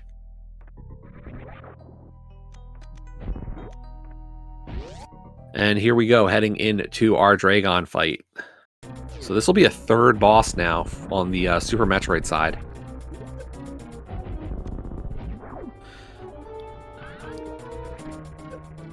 And the question is, what kind of strategy are we getting for Dragon? Yeah, that's really a nice convenience item, especially given we haven't really seen much in terms of... Oh, looks like we're gonna get Microwave. Why not? You picked it up, right? Why else do we pick up X-Ray if not to Microwave Dragon?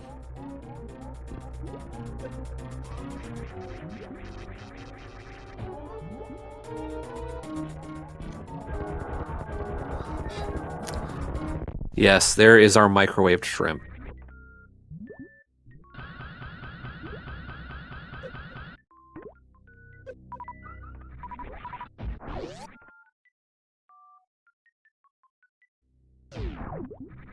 Oh, and hey, it's a shovel. Hey, how do you like fetch quests? Because we got a fetch quest. And Leslie is also making the play in the Palace of Darkness.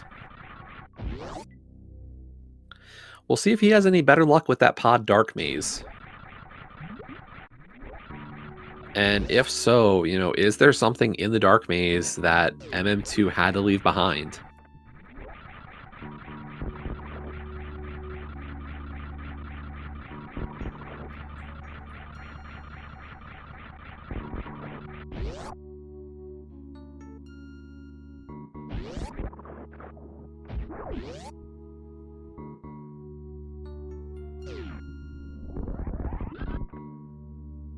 Okay, we're heading towards those sand pits now.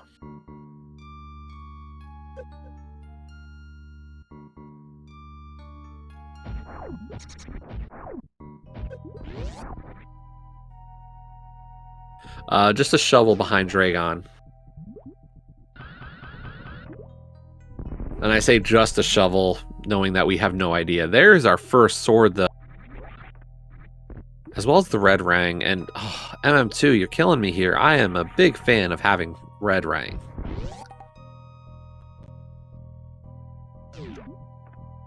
We are going to get this save.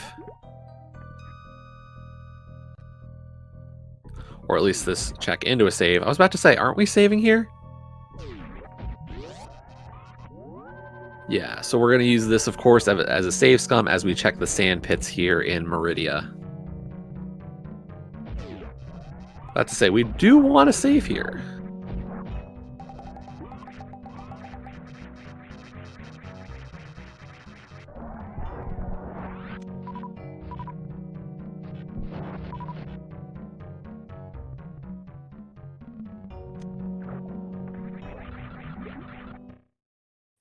Yeah, nothing in that first pit.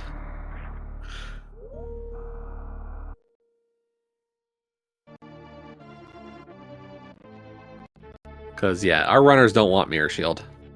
And, of course, yes, Shack Tool is available right now. I assume we're going to get to see Shack Tool after this second pit.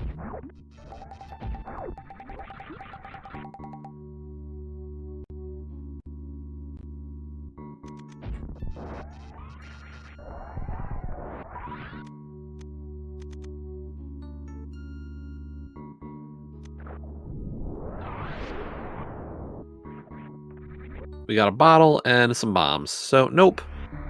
Neither sand pit really giving us anything. Although, was that our first bottle? I don't think we have a bottle yet. Or did I miss one?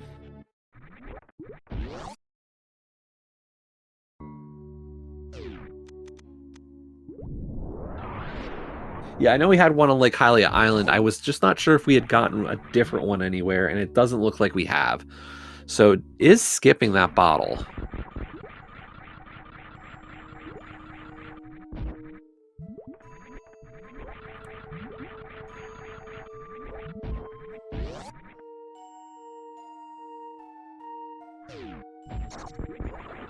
That bottle is in logic. That's a fire rod. We do need that to finish this seed. We are quickly approaching go mode on MM2's side.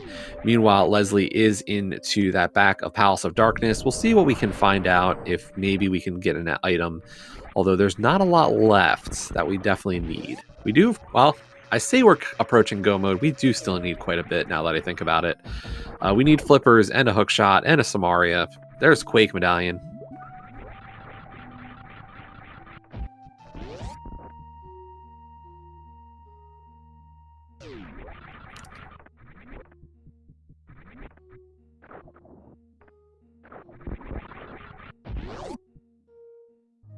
Yeah, Lake Hylia is not in logic without flippers. But technically that one in Meridia was, so it's a little bit of a gamble not to pick it up. But sometimes you got to make these decisions, and sometimes they work and sometimes they don't. Is Leslie? Yeah, Leslie's going for the hammer yump, so we're definitely going to be going to see this this check of the big chest. What do you know? Meridia just has all of our logic right now.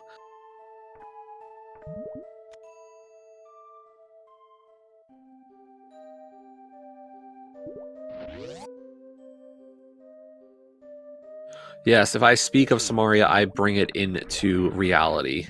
Like so, it is magic. I don't know how I do it, but it happens. So here we go. At this point, Link to the Past does have quite a bit available. Got some more missiles there, and on the wall here we've got, I believe that was a bottle, so even better. We don't even have to get the sand pit, so all that stuff I said about getting a sand pit bottle, don't worry, we don't need it.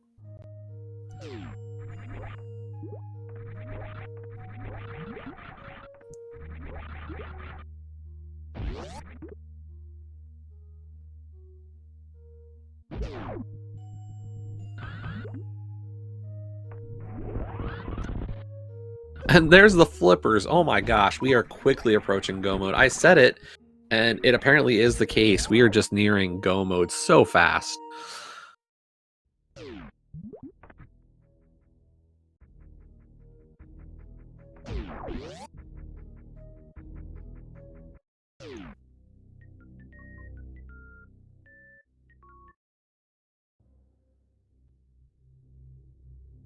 Now, of course, without Various Suit, we are still going to take damage from these hell runs. We'll see if our runners do definitely want to have the Varia. Meanwhile, MM2 is going to go for this green gate glitch. Oh, wait, not green gate glitch. We're heading in this back way. Never mind. We didn't go all the way down.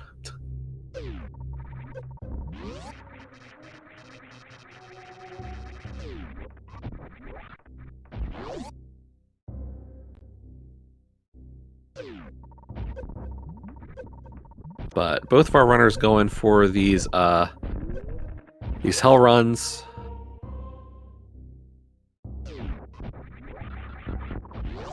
Well, that speaks to my lack of knowledge. I'm sorry. As I've said, you know, my SM knowledge is a little lacking, so.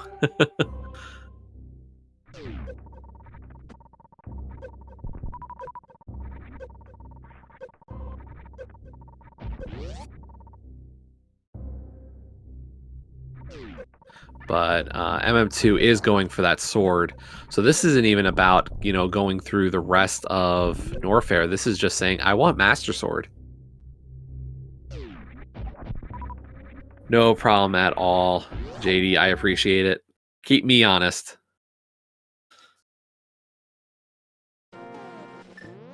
Yeah, we actually have 2 bottles completely in logic right now. That Mama Turtle wall. That one in the sand pits. We're both in logic. So it was really just a wanted.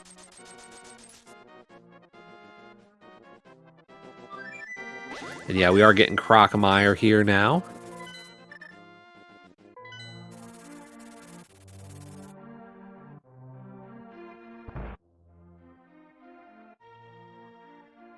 And a check of Sick Kid.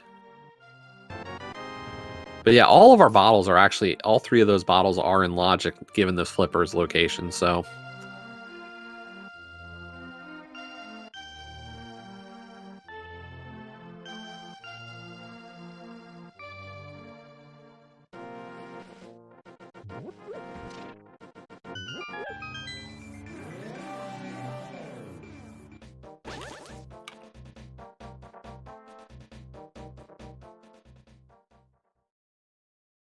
Yeah, so all the items are rotated between the, or could be anywhere between the 2 games.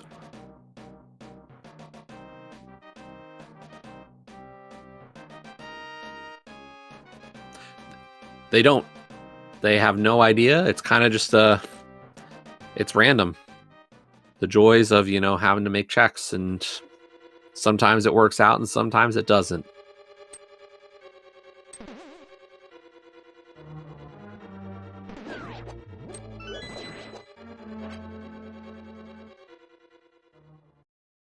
Yep.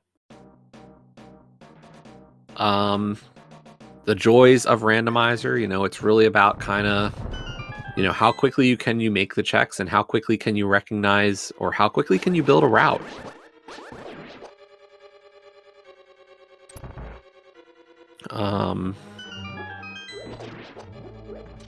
So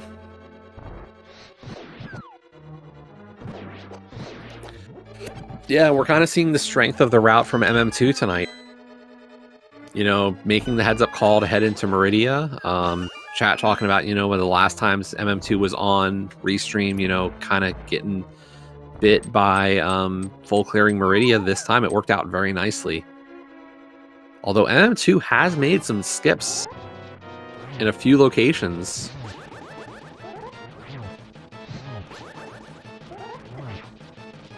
Yeah, we have 15 runners tonight. All of them are racing the same seed.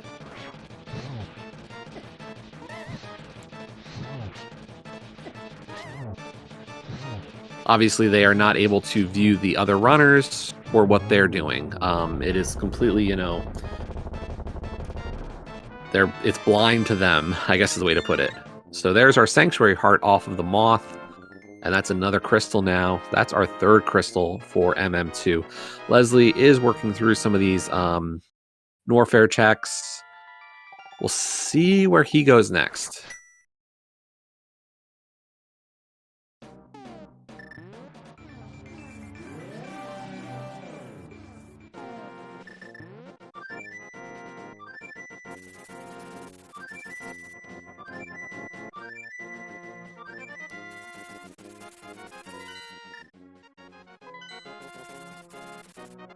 And MM2 heading towards Ice Palace now. I like the play. Just going to continue working through the crystals. Maybe avoid a Death Mountain play for now.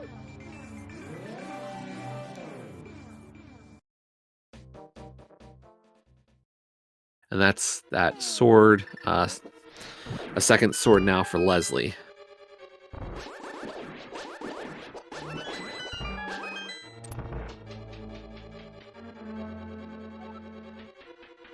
But here we go, a lot of new information on MM2 side with Ice Palace.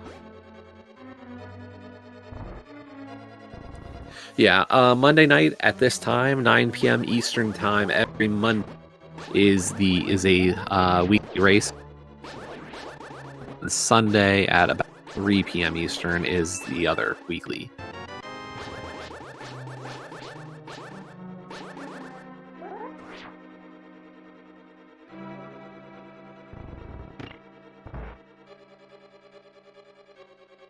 Yeah, we all got started watching Randomizer or enjoying Randomizer somewhere. MM2 into Ice Palace. Gonna use one of those newer glitches. Link to the Past. This is the Icebreaker glitch. Kana Samari is kind of a broken item.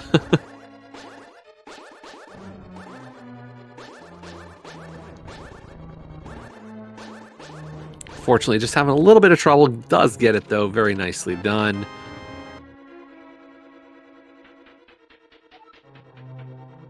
Luckily, with all those medallions, we don't have to worry too much about having enough magic to get through Cold Stare.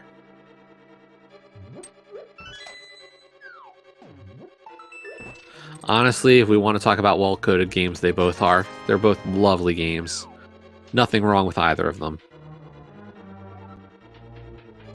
Meanwhile, Leslie is going a more traditional route through Meridia, starting in the front and then working towards the back for Dragon.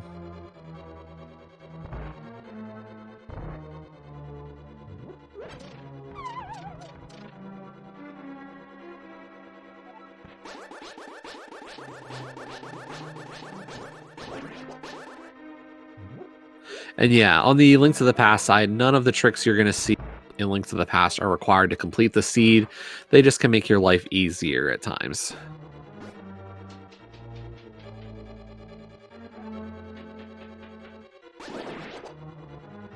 Icebreaker is one of the newest of the glitches allowed for Link to the Past.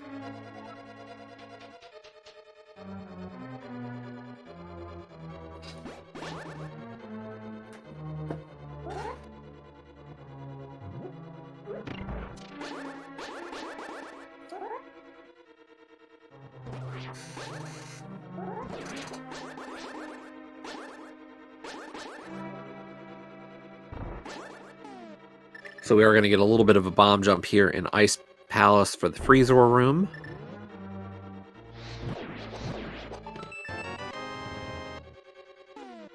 And then, of course, no hook shot, so we do need to bomb down to the back. LTTP hover, a long time. I couldn't tell you how long.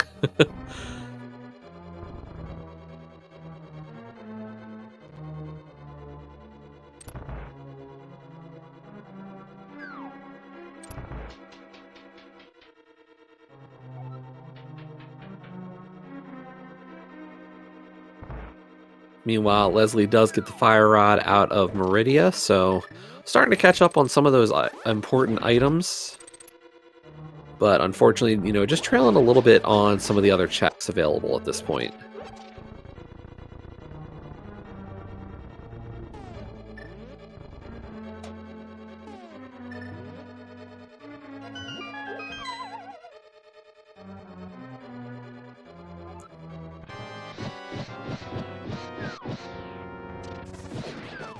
So, of course, we are still missing the hook shot.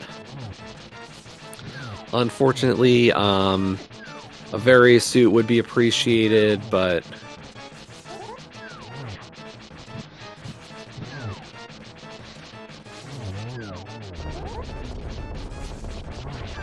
M2's got to be a little careful here. All out of magic.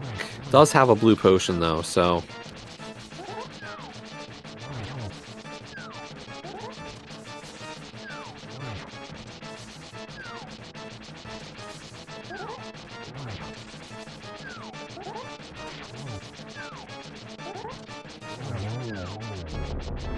Two puffs down, one to go.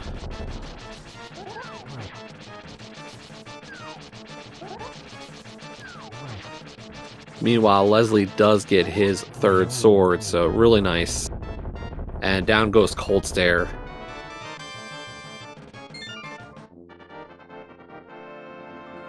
In terms of a logical requirement, yes, Varia is required.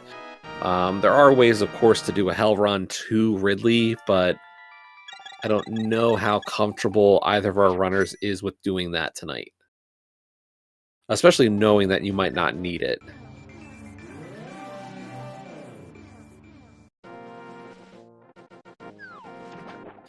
And we are getting the microwave of Batoon.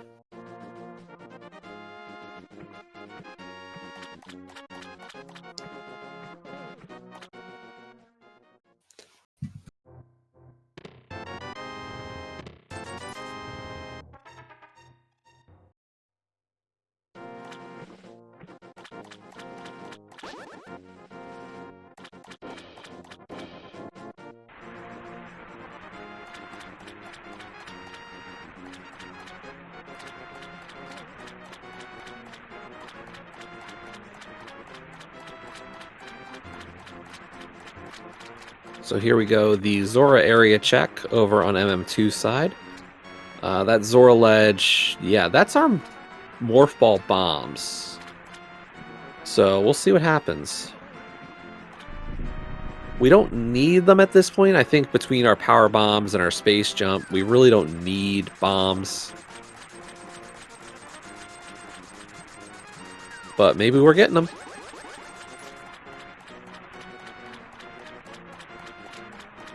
Yep. MM2 says I'd still like them.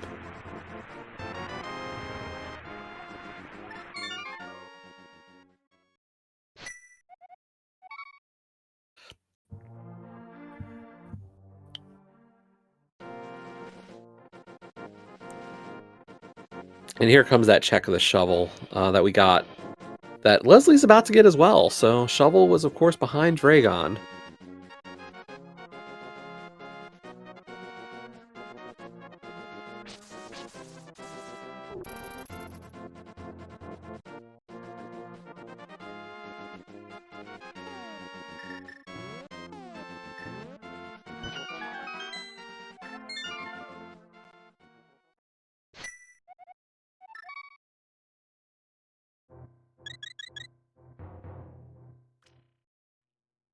But unfortunately, nothing at the dig spot, so we are heading up to Turtle Rock. Just going to continue on these crystal clears. We are looking for hookshot. Boots would be nice. Silvers would be great.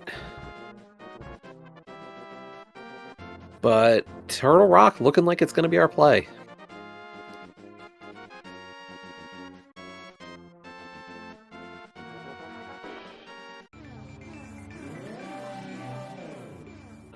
Meanwhile, Leslie Pro does have 3 bosses down over in Super Metroid, does have a crystal and a pendant right now.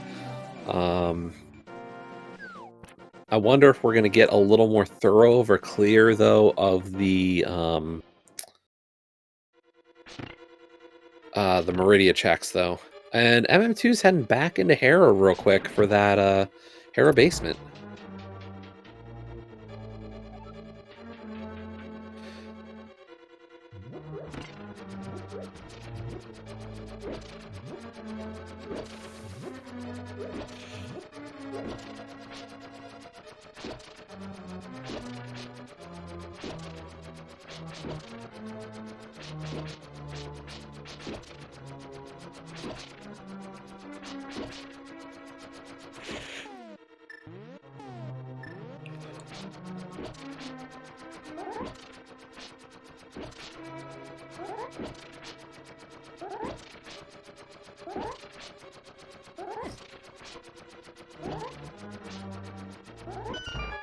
And could this be Shack Tool? Looks like we're going to get a Shack Tool check on Leslie's side.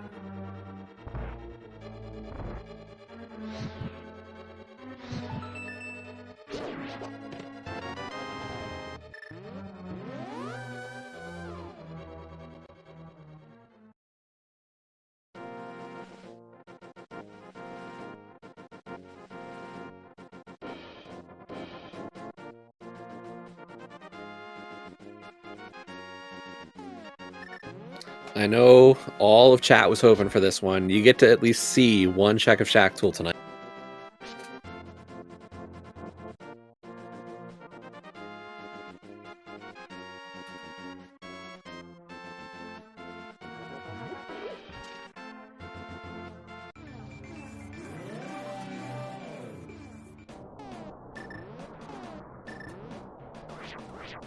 But here we go, MM2 heading into Turtle Rock. Leslie, just waiting for Shack Tool. Don't worry, we're almost there.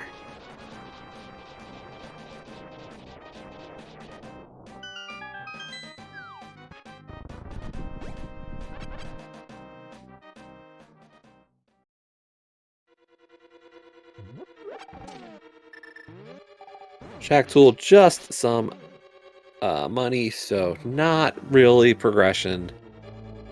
Unfortunate tonight.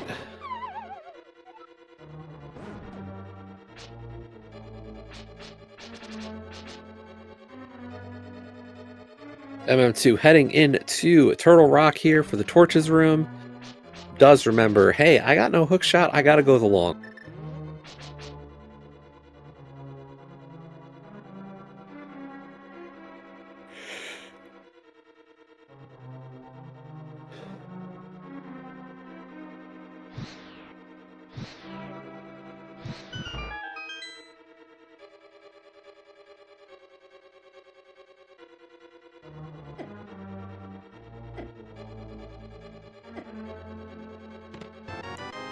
Hey, there's Varia. Apparently the hot Link to the Past dungeon does lead to the hot suit. So that is definite go mode for Super Metroid. We are now just looking for a hook shot.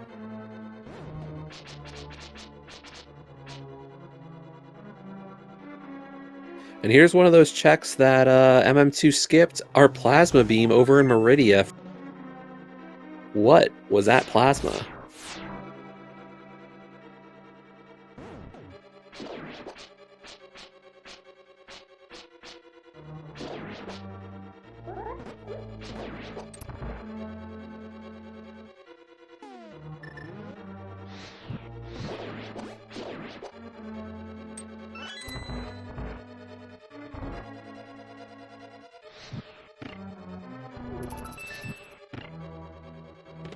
Oh man, that changes everything. Okay. I don't know who's got the lead now, but holy cow, that really changes things. We got a hook shot in Meridia. Meridia had everything tonight.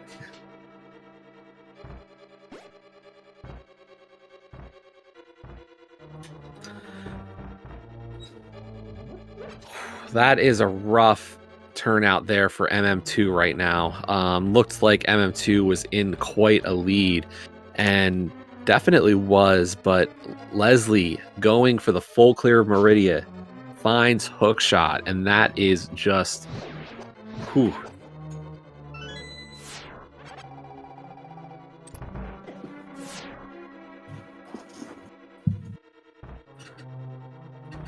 If you were looking for Leslie to turn this around a little bit, that is the big one. Because realistically, that opens up so much, or like that's just the back of Swamp. And realistically, now Leslie can say, I can full clear Link to the Past.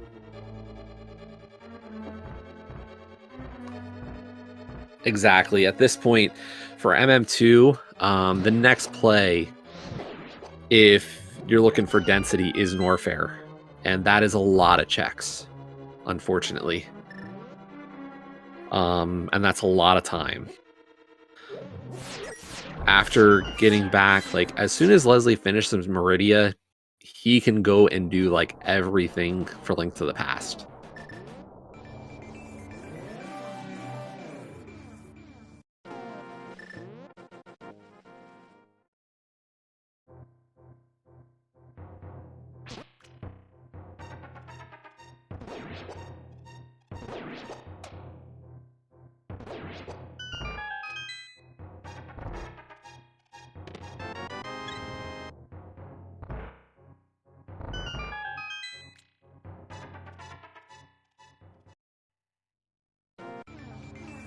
Leslie scouts that bottle and says, I don't need a second one.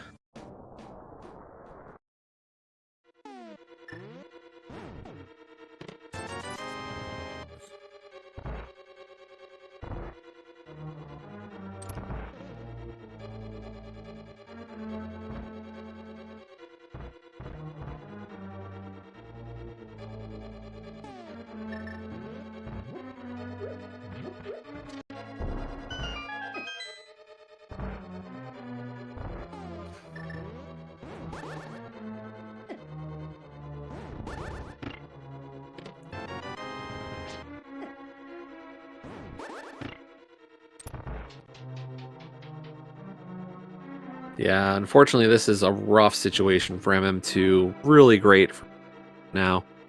I have to imagine Leslie is heading back to Link to the Past and is just going to go and full clear the rest of Link to the Past. Because, yeah, just beat Swamp, Pod, Skull, Ice, Mire, and TR. As long as Leslie feels comfortable without a lamp. This is just about go mode.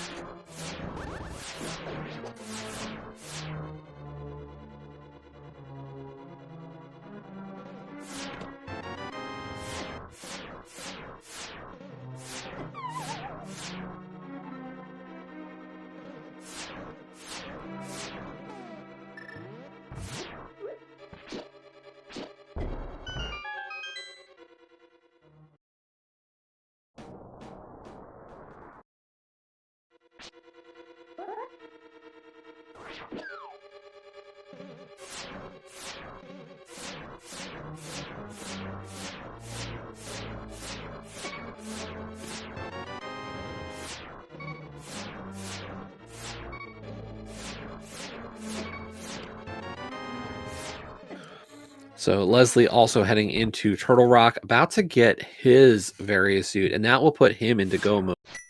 Of course, contingent on that comfort with dark rooms. Because I don't believe Leslie cleared Pod. So, tough situation.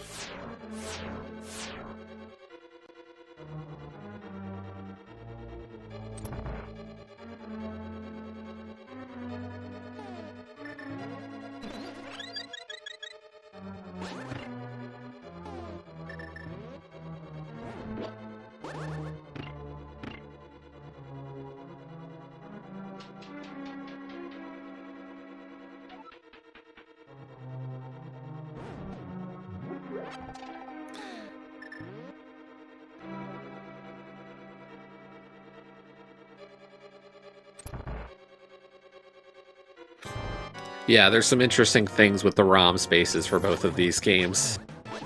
Interesting hardware limitations. We've got Trinex over here for MM2 as Leslie is into Turtle Rock, about to get very soon.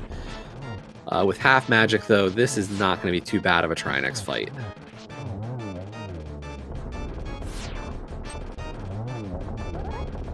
And yeah, don't worry about asking questions. What I'll tell you is both the Z3 and the SM Rando communities, as well as the combo community of SMZ3, are all too willing to help new runners and people get into the hobby. Um, Personally, I only started SM in the last 6-ish months, and I have been doing Z3 for about a year and a half now, and they are both great communities willing to help you learn and if you want to get into it.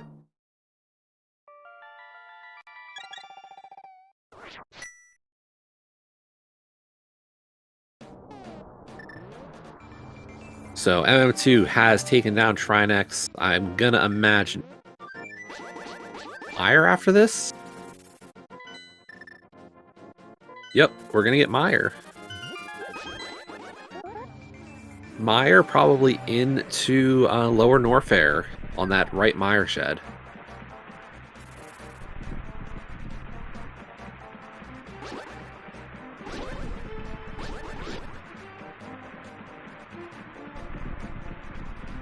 Oh, never mind. Gonna do Ridley first. Oh, yeah, no mitts or boots. Duh.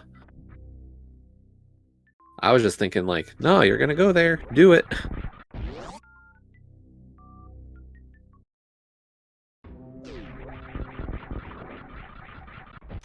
Boots would really be a bad situation for MM2 at this point.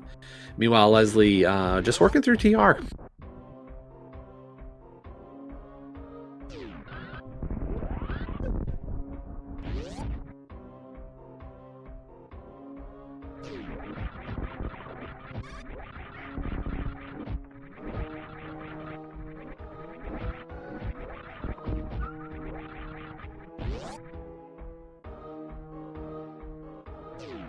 Of course, we could still need the boots,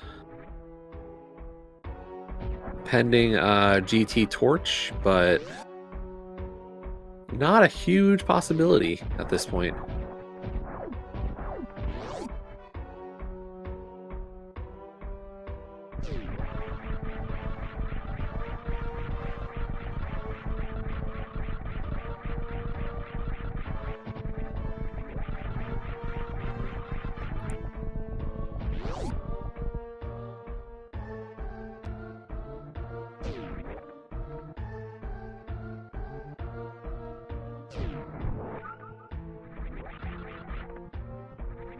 Here we go, Firefly E-Tank.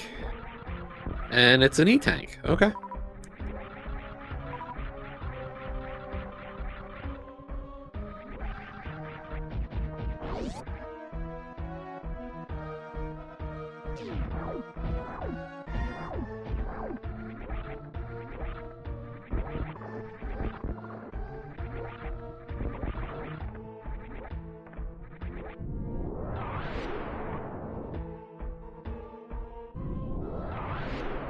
Yeah, without Varia, we would have been in pretty good shape with how this health's been turning out.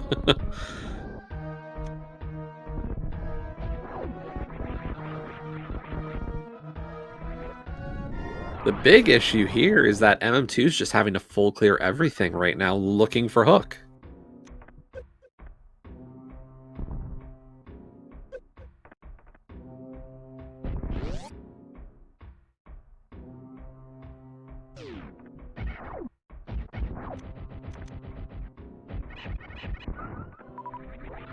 Nice kill of our first gold pirate there. And good job on number 2.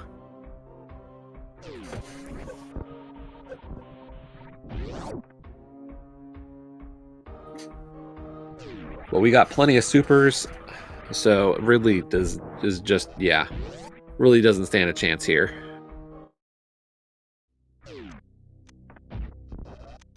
Meanwhile, Leslie does get through the dark maze of Turtle Rock and is onto Laser Bridge.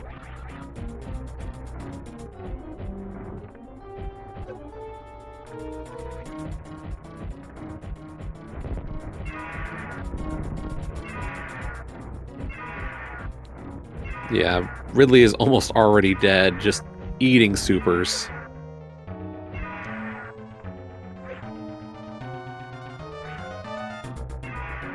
And there you go. Ridley is done.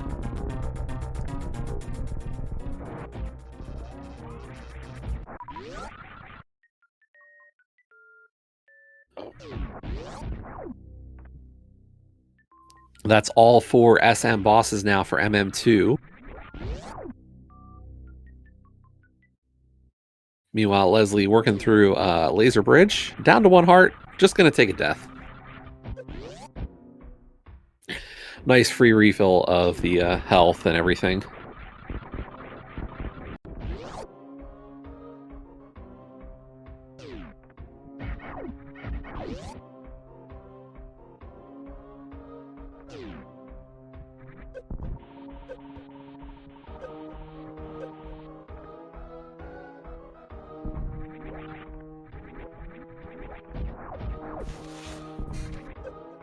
And Leslie remembering, hey, I've got powder. I've had powder for like the whole seed. Let's make sure to use it on an anti-fairy.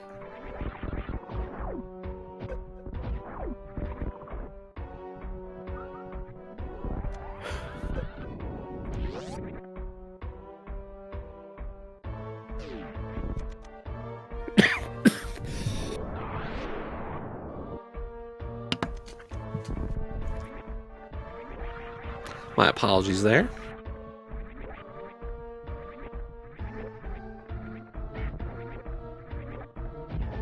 How big is Hook? At this point, MM2 is in trouble. Is the best way to put it. Hookshot is required to beat the game.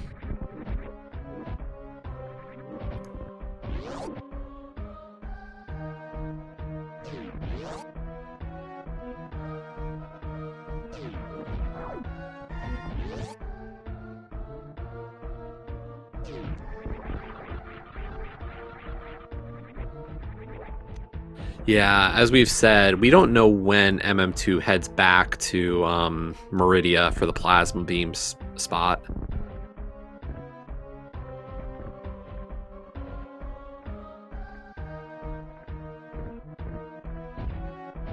But there is the Trinex kill for Leslie for a second crystal. Still a lot of crystals to go, but really is going to start being able to make quick work of this game.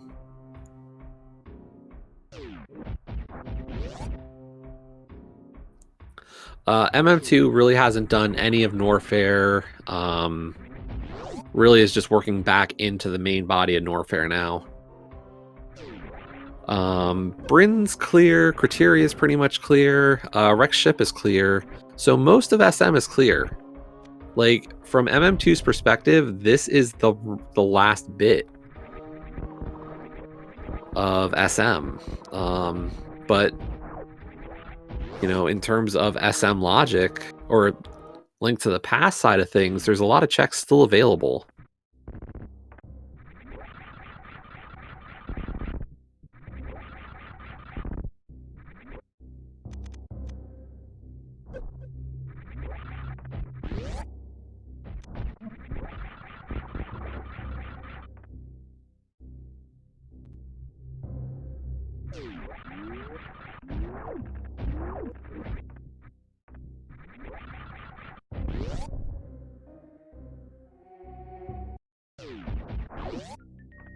Hey, there's the Cane of Burna, so there's one of our invincibility items.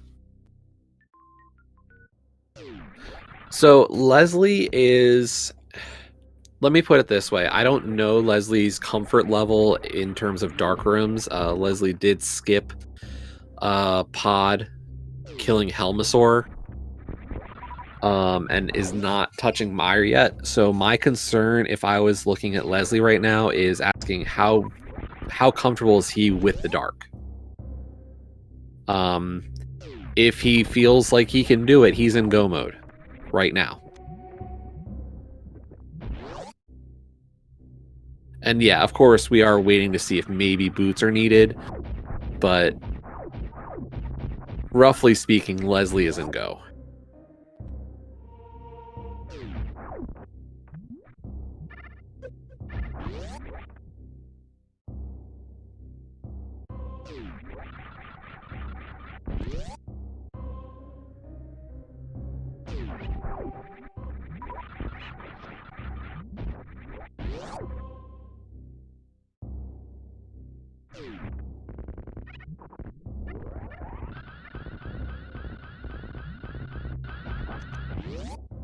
Hey, there's Wave Beam.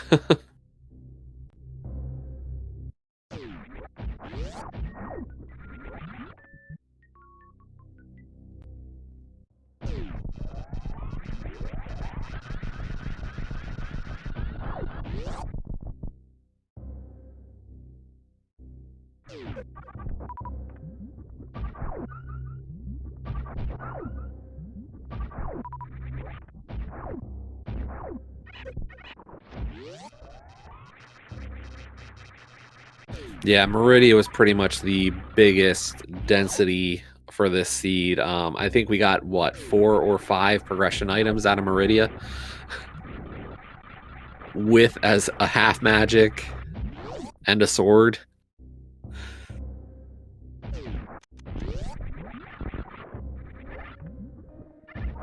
Don't know what more you could ask for. Meanwhile, Leslie did not do Icebreaker. Definitely a bit of a, how comfortable or how much have you practiced Icebreaker is a big question always. MM2 does get that a third sword, so that's a nice find.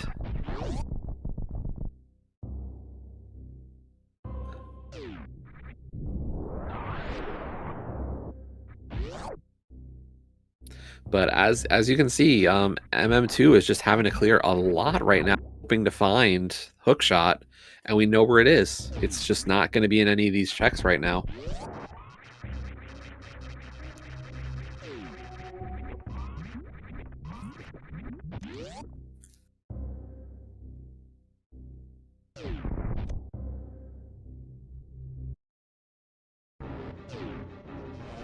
And yeah, if there is any trick you're interested in knowing in either of these games, there are tons of tutorial videos out there that are just um, so helpful. So definitely do go look, and you will just learn every one of the techniques you want to find out about. But goodbye to Crocomire.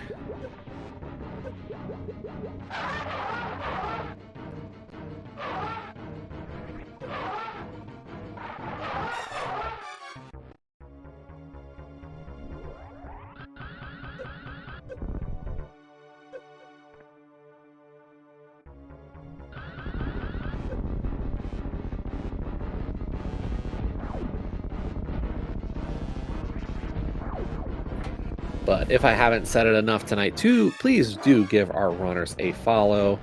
They are just, putting it all out there to make sure you have a great amount of content to view. I think they're doing an excellent job on this. So definitely do please go give our runners a follow. And also a big shout out to my tracker tonight. We have Mad Ewok Herd helping out behind the scenes doing the tracking. I can only do so much as a comm, and it is super appreciated.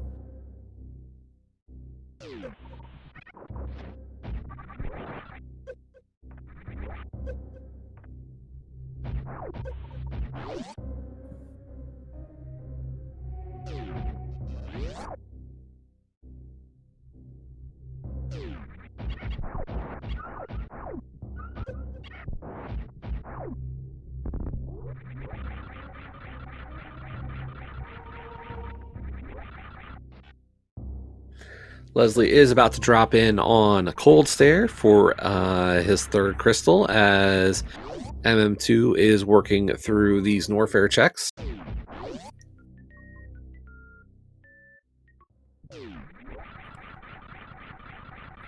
And I'll be very curious to see how MM2 approaches this.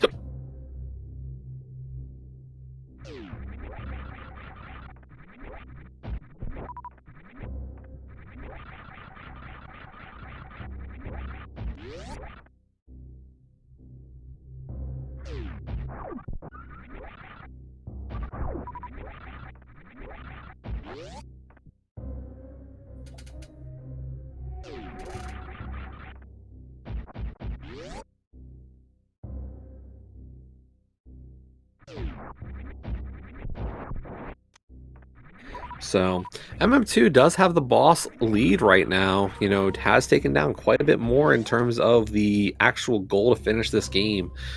But without hookshot, it's going to be a tough finish.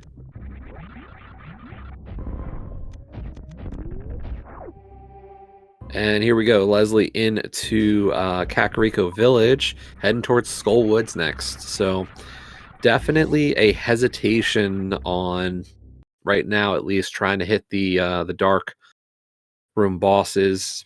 We might see Swamp Palace after this, is my assumption. MM2 back into Link to the Past. We're going to get Spike Cave.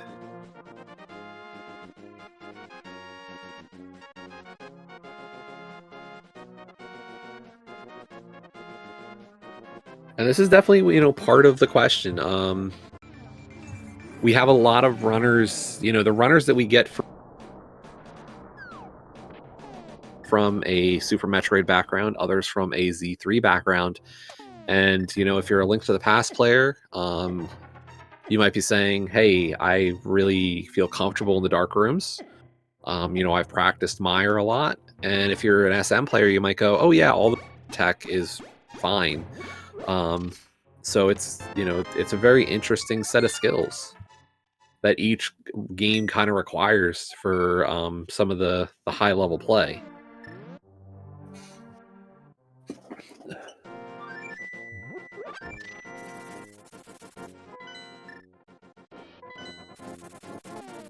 We're going to get that mushroom turn in now from MM2.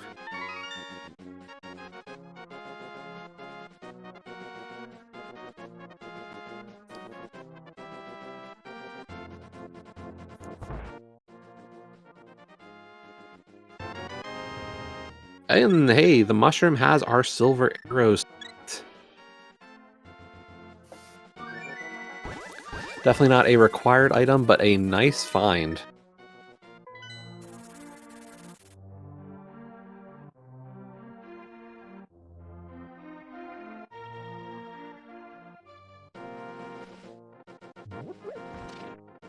And I think we're going to get some Smith Chain here from MM2.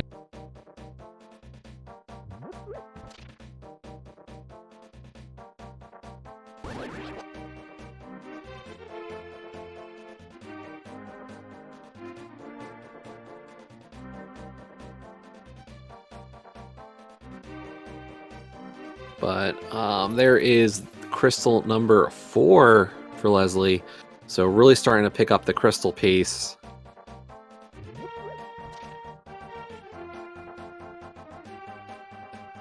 And looks like we're going to get Swamp Palace next on Leslie's side. Yeah, I don't know when MM2's heading back to Meridia. And we have no clue where the lamp is.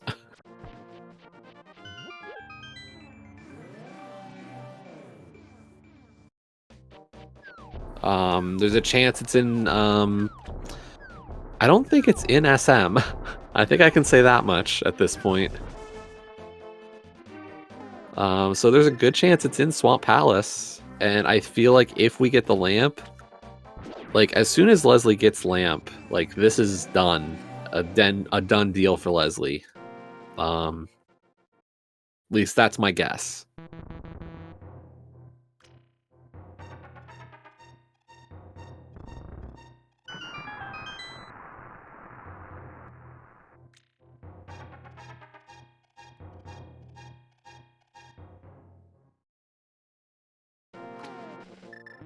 Silvers were on the mushroom turn-in.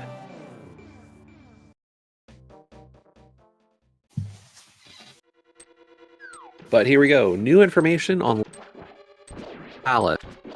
Meanwhile, MM2 is doing that whole Smith chain.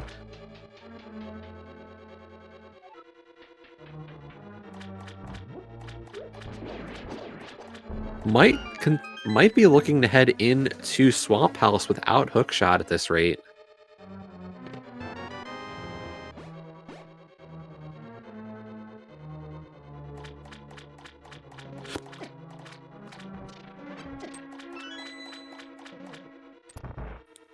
And we got Spring Ball. Missed that one for a second.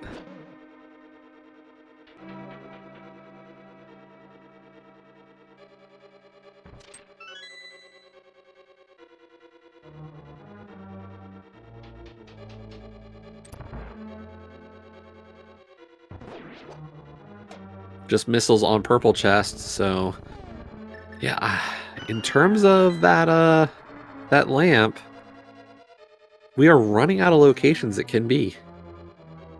And it would not shock me if it's in Swamp Palace at this point. I think the real rude location would be if it's in Mire. We also don't have boots.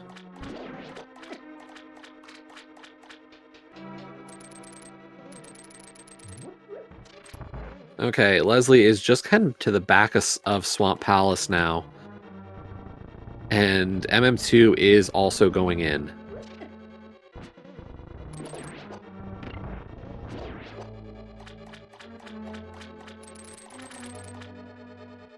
Oh, and as Maddie Walker points out, and I forgot, we did get that Bombos medallion off of the old man. So that can't be, it can't be there. It must be in Swamp.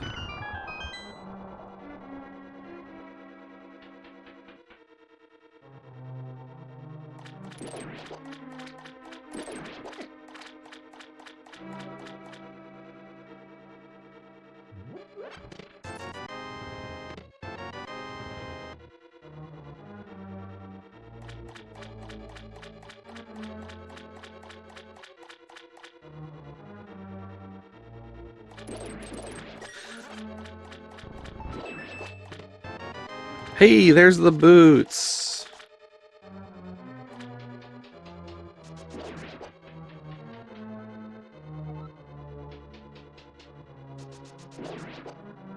That's a really timely find.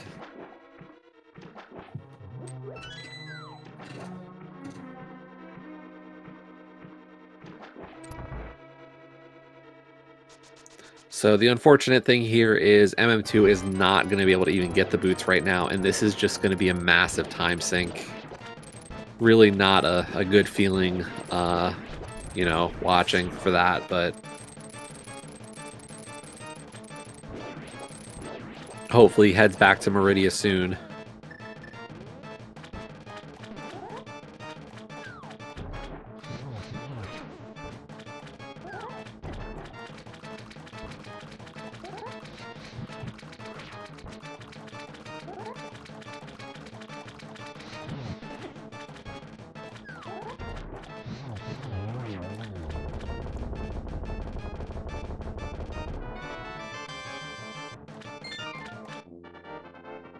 Yeah, so question on, you know, can lamp be on the pedestal? No. Um in the Link to the Past randomizer community, we have a setting called advanced logic where dark rooms can be in logic without a lamp if there is a torch. That setting is not present within the SMZ3 randomizer, so we know for sure that the lamp cannot be on PED.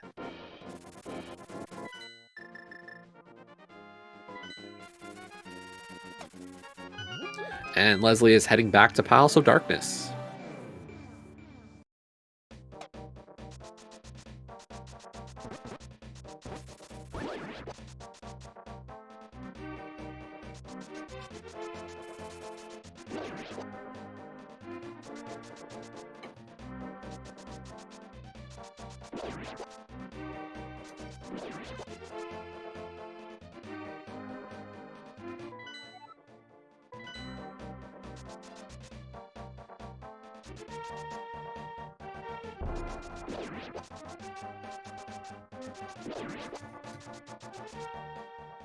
But yeah, at this point, we are in go mode unless feeling good about some dark rooms. We're good. We're good to go.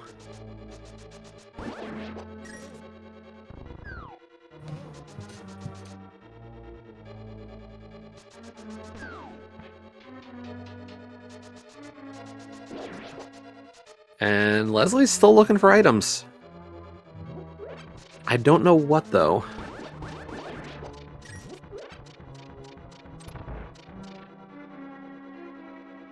Because this can't be lamp.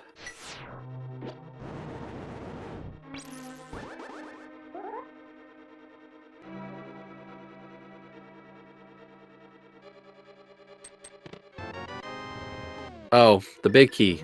Of course. My mistake. I forgot. Leslie did not pick up the big key earlier. Makes perfect sense.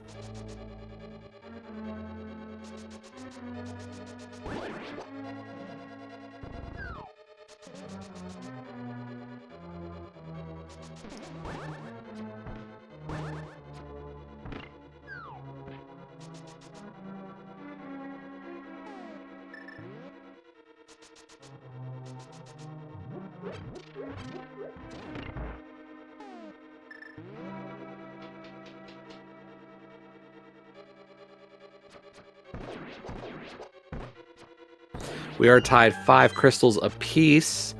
MM2 still has that little advantage of the Ridley kill, but unfortunately needs hookshot, and we know that boots lock hookshot, so MM2 can't even worry about going after Meyer at this point.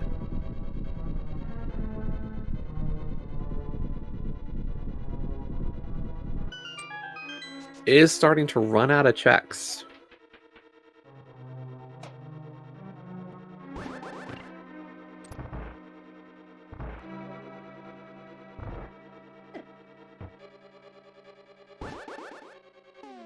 I think one of our possibilities is actually Pyramid Fairy could have it.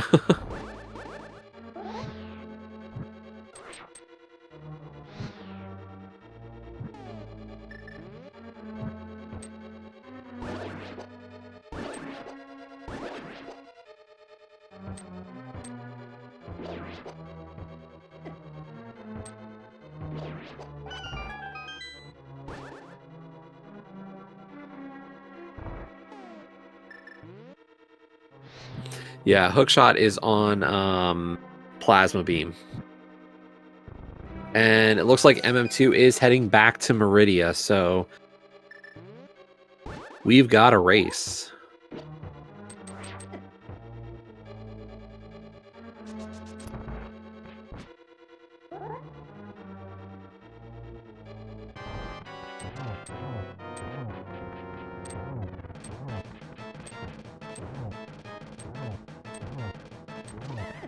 Leslie does have a decided advantage. It's just going to come down to how Meyer.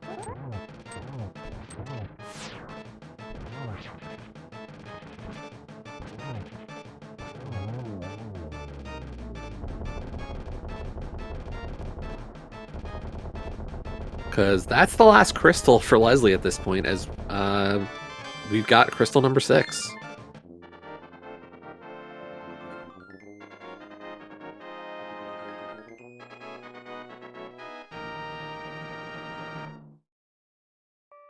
Meanwhile, MM2 already back to the Plasma Beam location.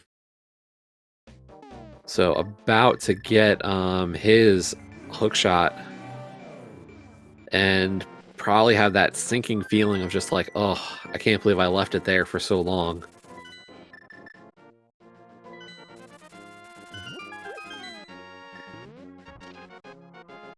And there we go. MM2 now also into go mode.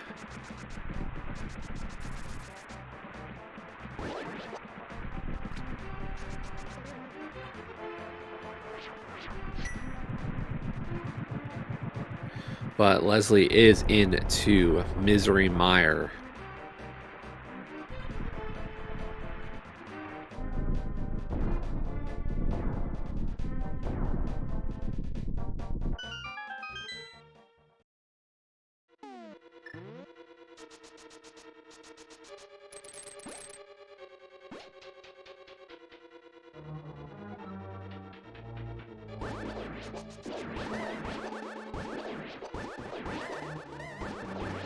But here we go, Misery Meyer.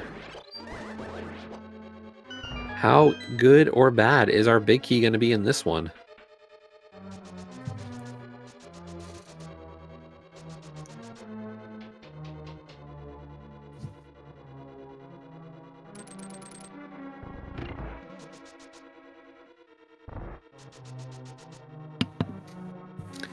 So here we go. First check on our bridge. We have Spacer. Not really any value there.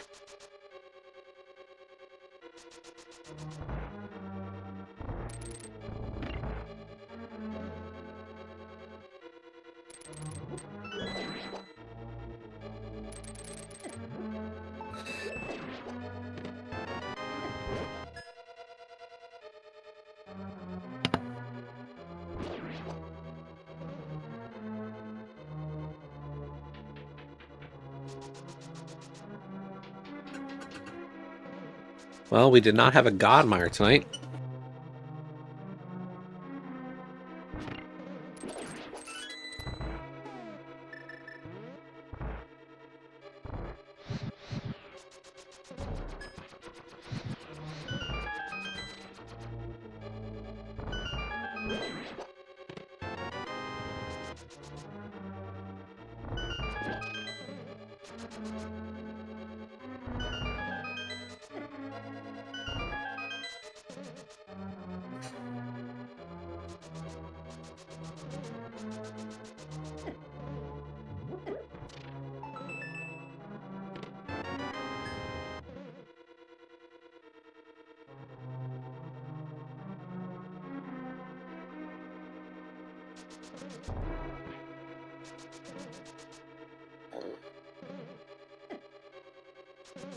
Yeah, those silvers cannot be understated, honestly.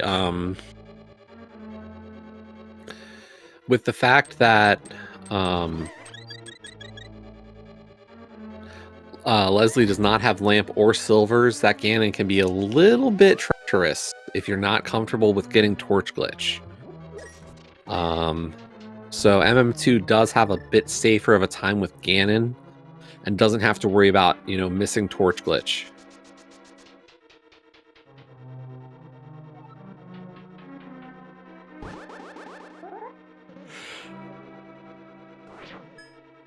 No, Leslie does have to go back for Ridley.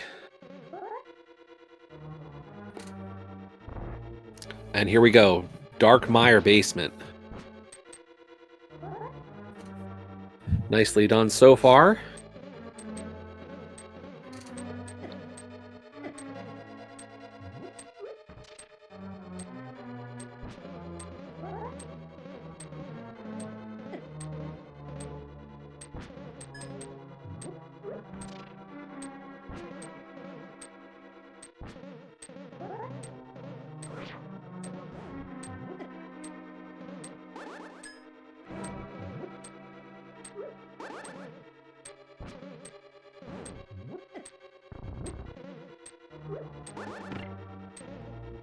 Nicely done getting that switch. Yeah, for as rough as it was looking for MM2, getting hookshot as quickly as he did is leaving this close, especially given the fact that MM2 has Ridley killed already. We saw Catfish. So, could be boots checks.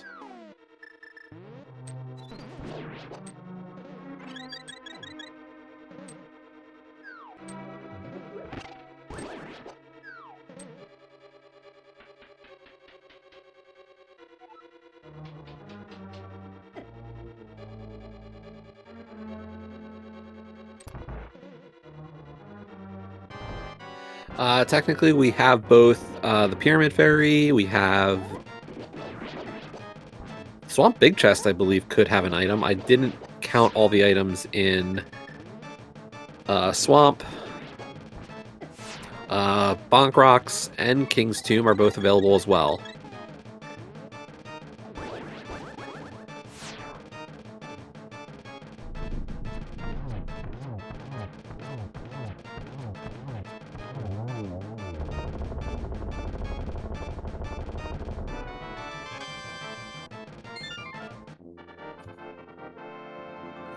And there's our book off of Vitreous.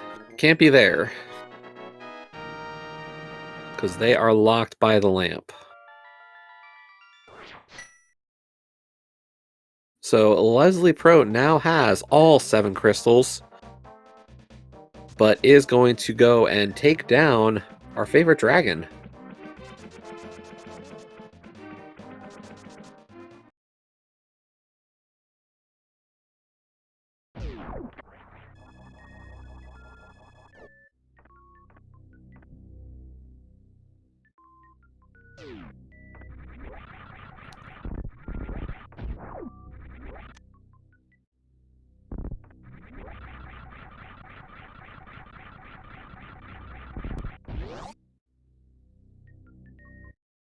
And yes, while you are starting to put some numbers into chat as Traditionally, this does mean we're going to get some GT big key guessing.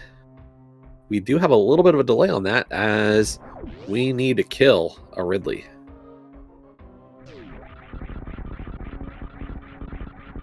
And yeah, this makes perfect sense from Leslie. Go kill Ridley, then head back and do Link to the Past. GT climb and everything.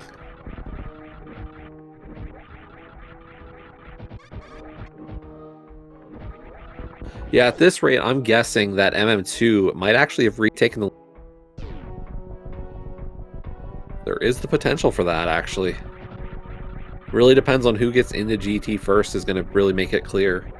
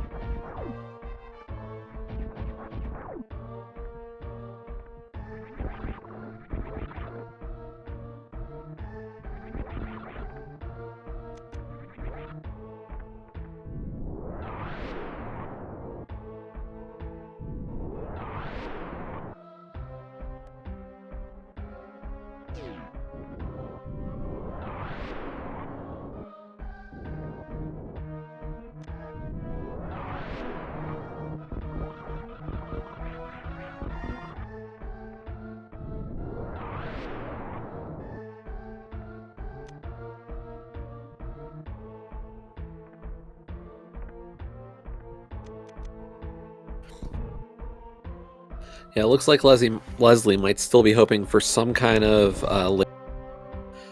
item that makes this a little bit easier.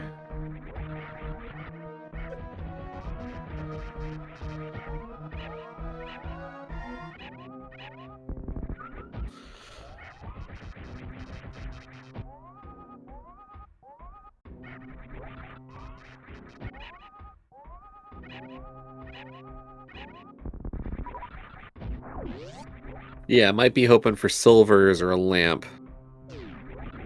Would be the two I would consider. But meanwhile, MM2 into the Dark Mire. This first room, always the hardest one, but does a nice job. And here we go, Ridley for Leslie.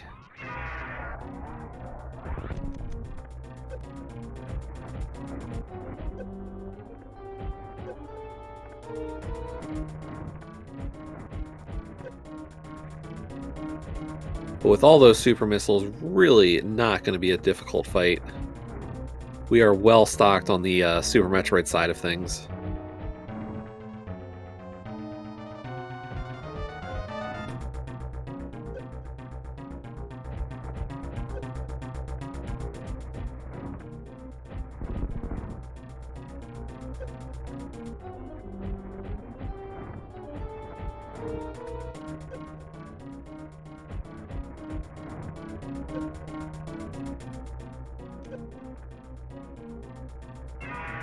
And there we go. Ridley is down for Leslie as MM2 is about to get to Vitreous.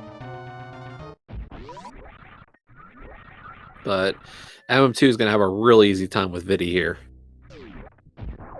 Silver arrows are just kind of unfair for Vidi. One silver arrow for every of the small eyes, and then two for the big eye. And yes, you can kill Mother Brain and Ganon in whatever order you choose. Generally speaking, though, Ganon will go first.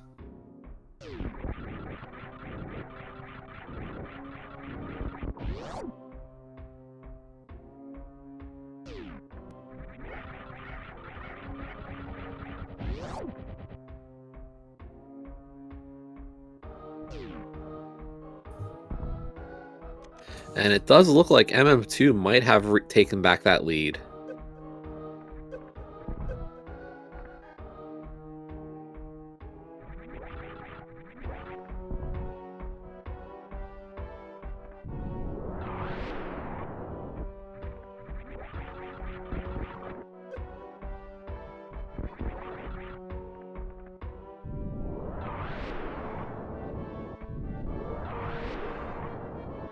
Because MM2 is going to be our first runner into GT tonight.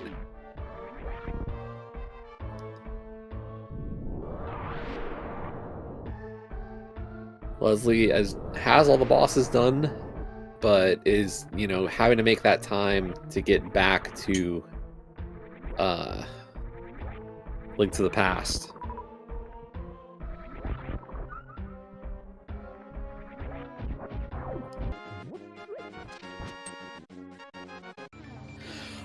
Actually, the reason behind Ganon first is, as Gregors is saying in the save and quit and reset back to Samus's ship in between the two games that makes it so convenient. So yeah, if you got a number, I know we had some number guessing a little earlier, but a number, we start this GT stuff, you got a little bit left.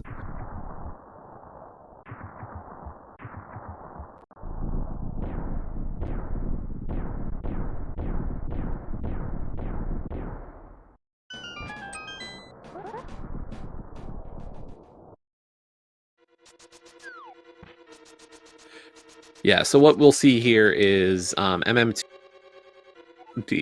is going to take down GT, kill Ganon. After we go into the Triforce room, MM2 will be put right on top of the pyramid. We'll do a save and quit, and then reset the game, and we'll be back at Samus's ship, and can go straight from there to Turian.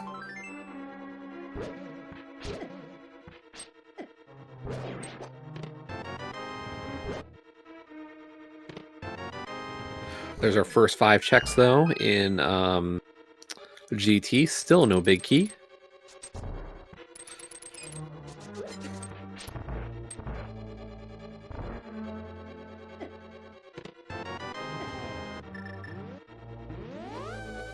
And I believe that was number 6.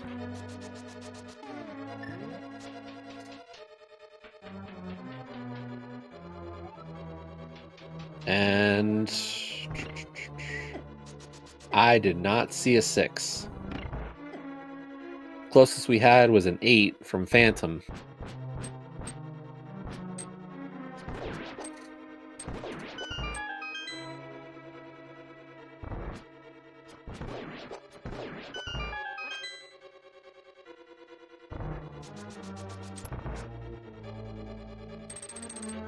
But MM2 beginning the GT climb here.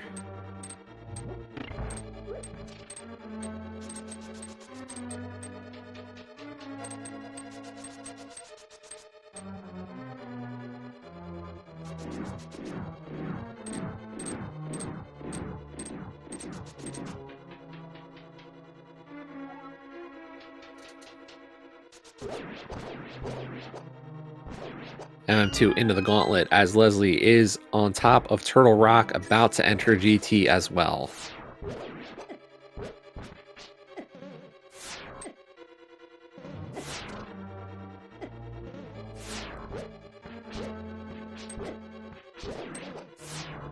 Unfortunately, MM2 is just getting bullied by that first, by Gauntlet 2 right now.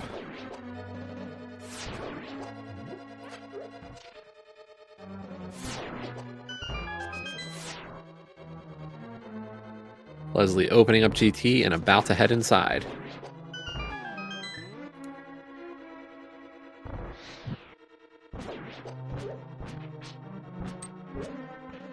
Wow, did not get the splash damage off of that, on to kill that Stalfos. That's rotten luck.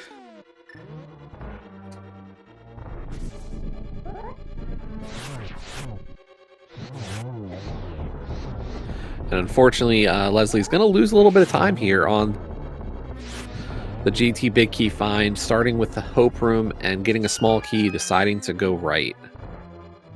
Just not going to pay off this time.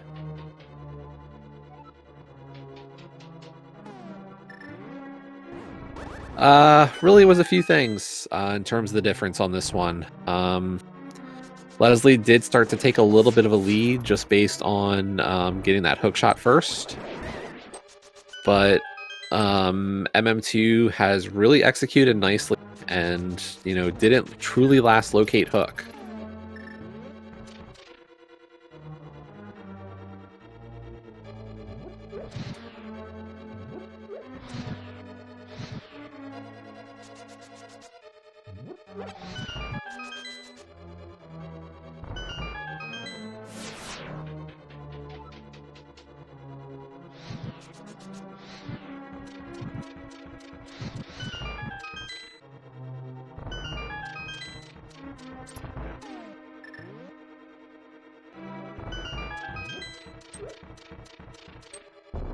And yeah, there were some extra checks that Leslie made that also kind of brought him away from important progression, so can't deny those.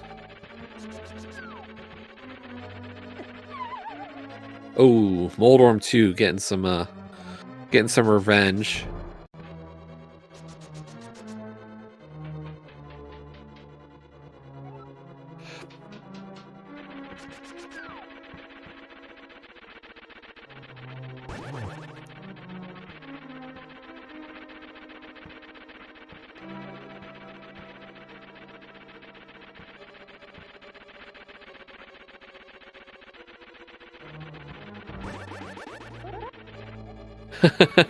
MM2 deciding, you know what, let me see if I can pull off a bounce tonight.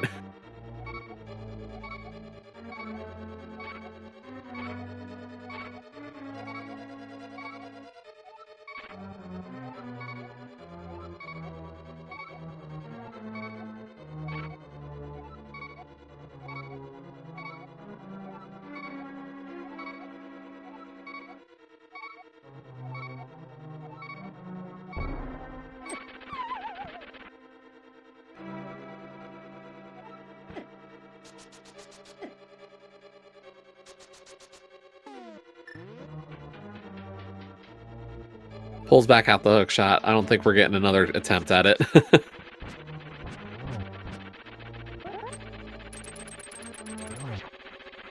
Oh, we got a poke in there. Oh no.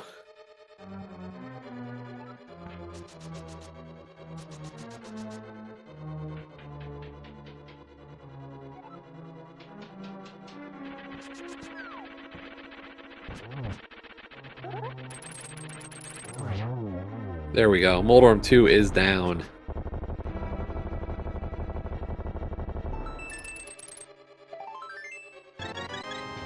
And there we go. Why not? A piece of heart for our 13th heart on MM2 side. Meanwhile, Leslie is doing T-climb, about to enter the gauntlet.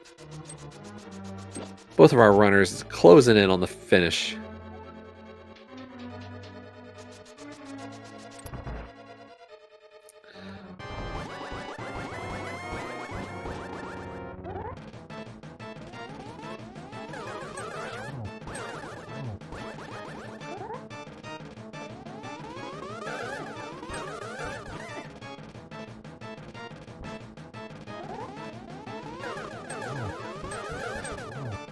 Aga 2 time as we're into Gauntlet 5 now for Leslie. And once again, that red Stalfos really not playing nicely for either of our tonight. But down goes Aga for MM2.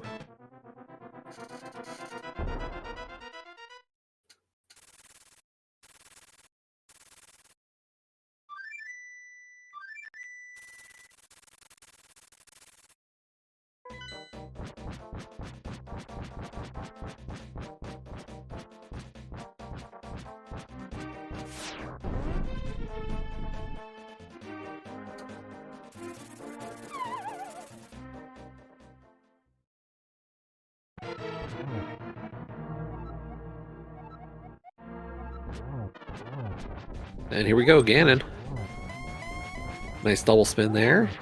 Another double spin. Very nicely done for phase 1 there.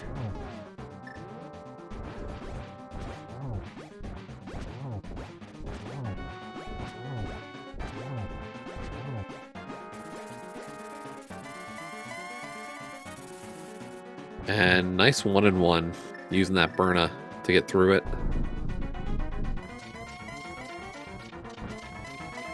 Into phase 3.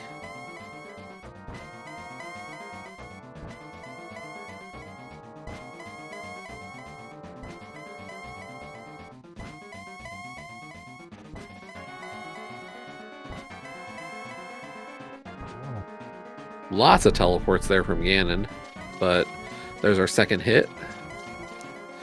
Meanwhile, Leslie at the top of GT. Wow, this is a warp-happy Ganon tonight.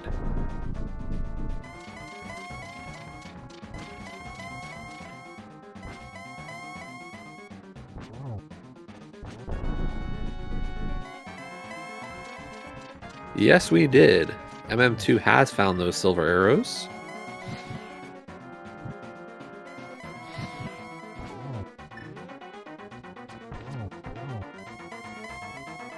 There's a couple more silvers. And there we go. There is the fourth silver for MM2 to take down Ganon. And just has to cross that bridge for the first half. For that first G.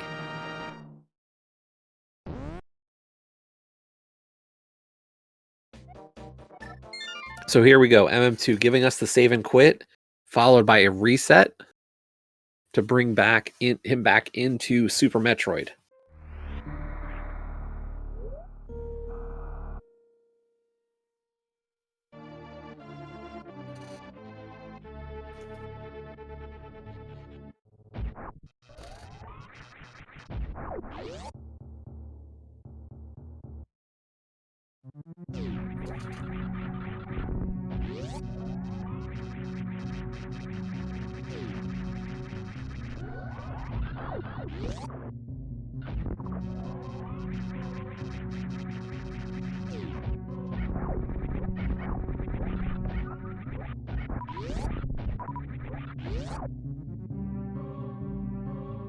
Yeah, unfortunately for Leslie to make a comeback, the hard part is that MM2 has a lot of advantages at this moment.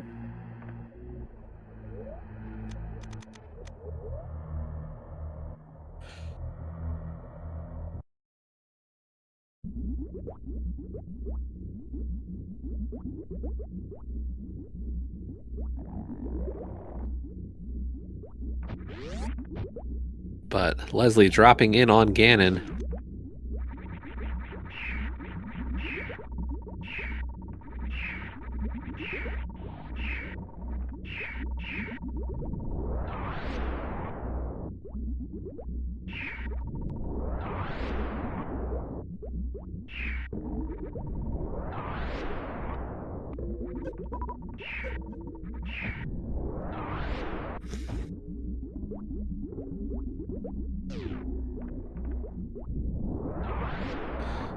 I believe both of our runners did get Spring Ball.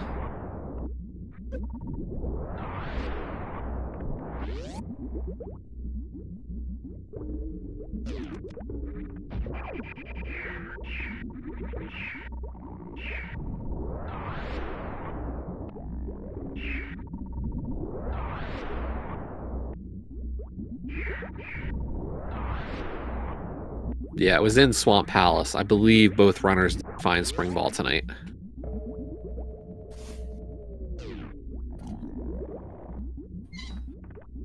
Meanwhile, Leslie is into phase 4 of Ganon, did get Torch Glitch, so really just starting to go to town here on these spins. Really nicely done so far.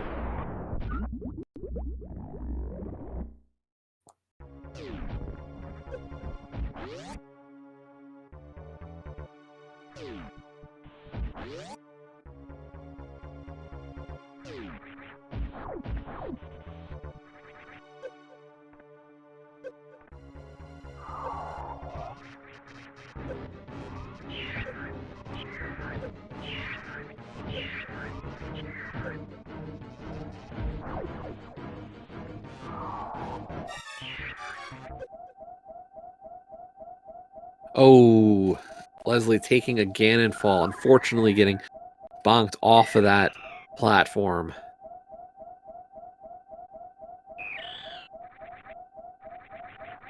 Meanwhile, MM2 losing all that health. Gonna hit the refill room real quick before heading towards Mother Brain.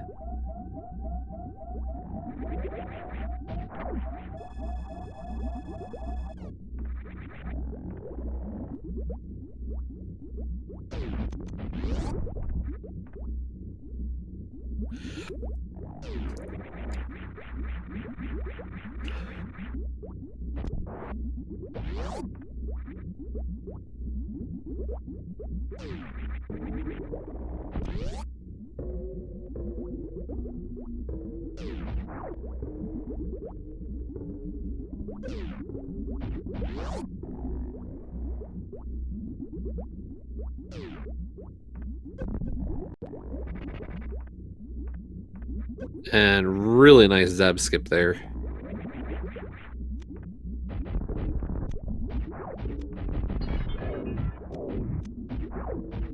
Yeah, no ice beam, but doesn't make a difference. Very, very clean.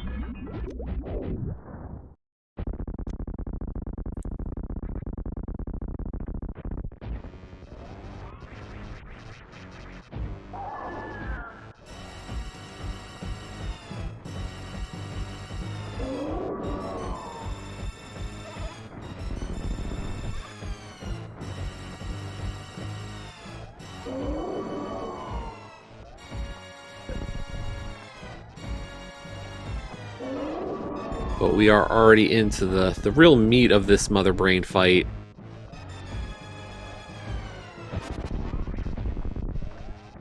And we're already starting to get the catch up, so really towards the end of this fight. Yep, starting to do the damage boost.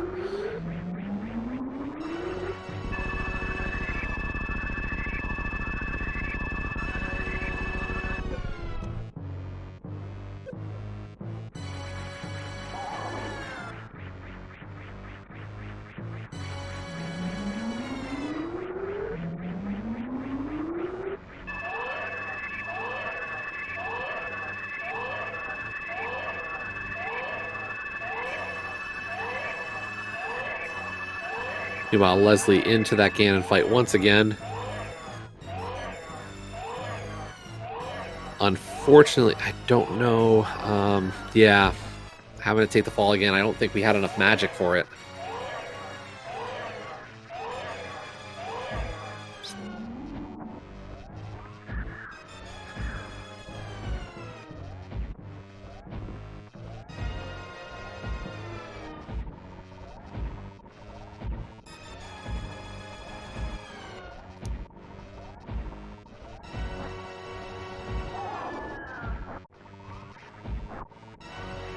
So yeah, Leslie's gonna have to go to Potion Shop, get a refill, probably put another potion in the bottle as well.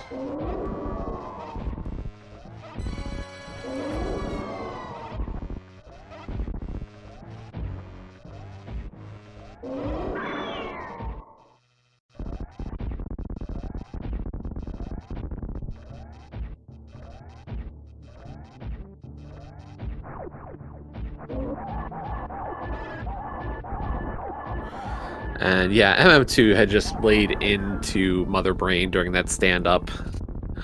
And really, you know, not much health left for Mother Brain. Mother Brain did not stand much of a chance there at the end. But here we go. All that's left is, of course, our favorite escape sequence. We'll see if MM2 is feeling a little generous tonight to maybe rescue some animals. I doubt it, but you never know.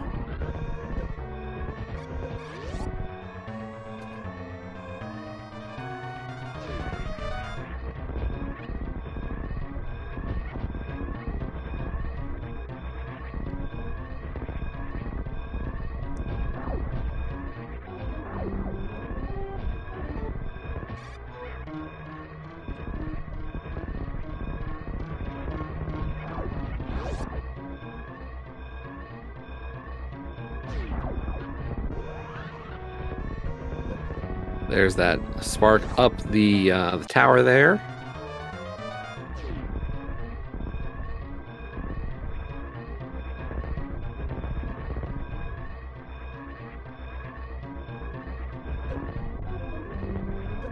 And yep, animals don't matter. Sorry.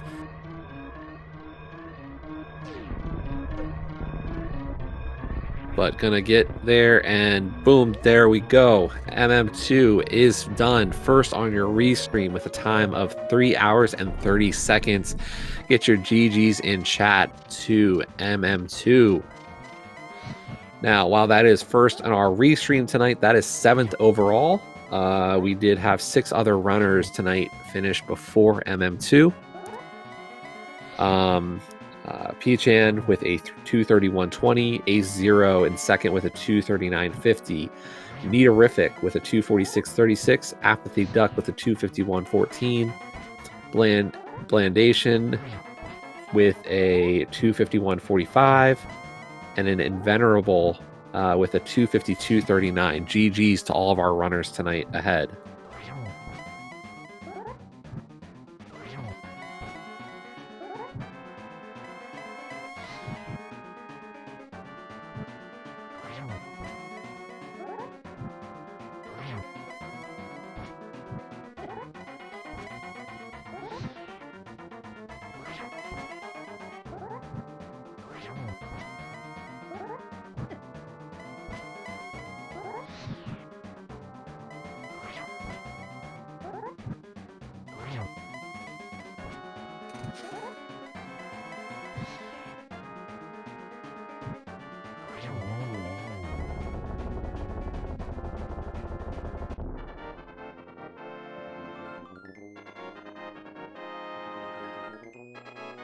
And there we go. Leslie taking down Ganon for the first G.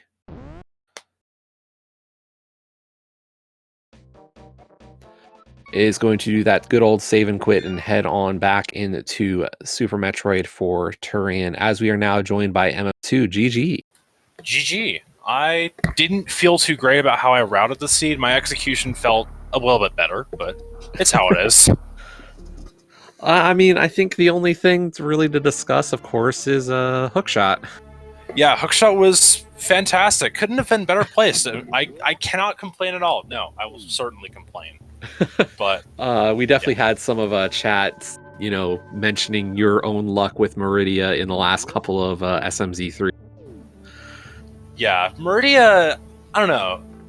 Last time, I think I did back to front last time and it worked out fine. But yeah, I remember Bo was at Beach Missile where Fire Rod was today. In yesterday's weekly, and that messed with so many people because Bo logically locked Gravity in that one, and Gravity was in back of Pod. Oh man, that was great. But yeah, what really felt bad though was I was kind of planning on doing left sandpit first and then doing right sandpit into Shack Tool and Plasma. But I got messed up with the saving fiasco, and that threw me off. So I autopiloted into right sandpit first because Hundo muscle memory. Sure. Usually what takes over when I don't know what I'm doing. So I did right sandpit first, reset, and then I did left sandpit, and I'm like, oh, well, reset because what's here? Nothing. And going to Shack Tool is slower from left sandpit than right sandpit because there's that's just how the game works. And I was like, well, guess I'll just not do well, no. If I didn't find anything, I was planning to reset and go back for the bottle and then do Shack Plasma, but I found Fire Rod and then, like, Cane and Flippers and a bottle. So I was like, yeah, there's absolutely no way I can even come close to justifying going back for it. And then, yeah, I just happened to be there. Oh, yeah. No, Leslie's health is looking very scary. Oh, that's unfortunate. Oh, wow. Ouch. He turned off both suits? That is I unfortunate. thought we might have gotten... I don't know if Leslie took the health refill. Oh, no, maybe Leslie did. I don't know what happened there. That's a lot of health to lose so quickly, so... he died in power suit animation, so I think he just turned off both suits and just got grabbed by all 4 Metroids, and yeah, 10 tanks goes by really quickly with no suits. I speak from experience. I have lost a race on dying in Metroid Room 4, but it was because I had like 4 tanks. So yeah, but I remember that. It was game 3 of a best of 3. So that was like a year ago. Now, of course, the play in the pod, kind of, I was surprised both of you actually made plays into Palace of Darkness without lamp or anything. Nice job on the Helmasaur kill, of course, without that sword to help guide, but unfortunate Yeah. missing those 2 chests. Yeah, those 2 chests were scaring me. If they had both been items, I would have gone back and hammer jumped there, but with one item, I was like, this is just too slow for one item. But yeah, I blame being very rusty on Swordless Dark Maze. It is something I will need to practice. Yeah. Yeah, not even any great sight element to work with, so yeah, I don't blame you for having a tough time with that one. But Yeah. nice job on the rest of the dark rooms for sure. Yeah. I Yeah. think we were down to Pyramid Fairy or Bonk Rocks or King's Tomb. For what, lamp? Yeah. Yeah, I didn't do any of those, but yeah. Old Man Dark Room was really bad for what I was expecting, and I was like, I think I fell into the hole like 2 or 3 times, and I was like, what the heck is going on? And then I just pulled out bombs and was fine, but it was really annoying me. But I mean, yeah, I had looked away and I was like, oh, we're in the dark still, and then I realized, oh, we're down to a heart. Yeah, that was not what I wanted to have happen, but I mean, at least I didn't die. Can't really complain. But yeah, I don't know. I was hoping to get to skip Varia because that would have been really nice for me as just as a race. Because I mean, not everybody can do that, but yeah, the seat felt like it was just handing me everything for Varioless LN. Like it gave me space, screw, speed, grapple, good beam, gravity, and a bunch of power bombs and a bunch of tanks and a bunch of supers. Like, what more can you really ask for outside of high jump? But then Varia just showed up, and that was that. Yeah, meanwhile, Leslie about to get on to the baby portion, but through all the Metroid kills. Yeah. Yeah. I feel like the seed was just a bunch of mediocre stuff. Like, I got Morph pretty late, got to Bryn late after doing Wreck Ship for nothing. So that felt lovely. And then oh my god, the stupidity with Spore Spawn and Wavegate. That was also Hundo muscle memory, because I was like, alright, let's do Waterway. And then after Waterway, you know what we do? We do Retro Bryn, because that's how Hundo goes. We don't do Spore Spawn, we've already done that. And then halfway through Retro Bryn, I was like, crap. I haven't done Spore Spawn and Wavegate. I was curious what was going on there, but I was like, Yeah. I'm sure this route makes perfect sense. Oh no, it made absolutely no sense. It was a bad idea. I do not endorse it at all. If I wasn't on Restream, I probably wouldn't have gone back. But I didn't want to look like a fool on Restream and like lose to Hookshot at Wavegate or something. That would not be a fun time. Yeah, I was going up to Billy Mays and I was like, I've skipped these 2 things. I should probably go back. If I find some big progression, I'll probably skip it, but I don't want to. And I found Mitz and I was like, I was waffling on it the whole way down on Billy Mays. And then I think what made the decision for me was the fact that I missed the short charge for the Spark through Pit Room. I was like, all right, that's it. I'm just going to go back and just do it. Yeah, that was a complicated series of events that really shouldn't have happened. But this is just how it goes. It's Rando. Exactly. No matter how many times we all play these things, that's how they just happen. Indeed. Yeah, it's fun as always. Love getting to race these weeklies, and always glad that they keep happening, and always glad that people sign up for restreams. It's great to be restreamed. Meanwhile, Leslie into the Mother Brain fight, or just about trying to use as many missiles as possible. Unfortunately, only on charged plasma, so no wave, no ice. So gonna saved as many supers as possible for this portion. Yeah. Did Leslie not do Upper Norfair or something like that? Leslie was in Go a lot sooner. Was, I think, still looking for Lamp and maybe Silvers, maybe a Beam, but I'd have to ask to know what exactly he was after at that point. Yeah, I figured a lot of people were going to be in Go a lot earlier than I did because, I mean, people do Plasma, shockingly enough. Right. It's a location. Yeah. Yeah, I mean, unless you have anything else for me, then I'm going to head off to bed because I it's was gonna past say, midnight where I am. no, I completely understand. I am also an East Coaster, so I've got nothing unless you have anything else you'd like to talk about tonight. Yeah. GG's to everybody. Thanks for the restream. Thanks for racing. It's been a pleasure. Yep. Yeah. See you all around. Have a great night. And you. So Leslie is on to this last portion. Didn't go for stand-up, but still a great run so far. Once again, we've been putting the links in chat every so often. Do be sure to give our runners a follow.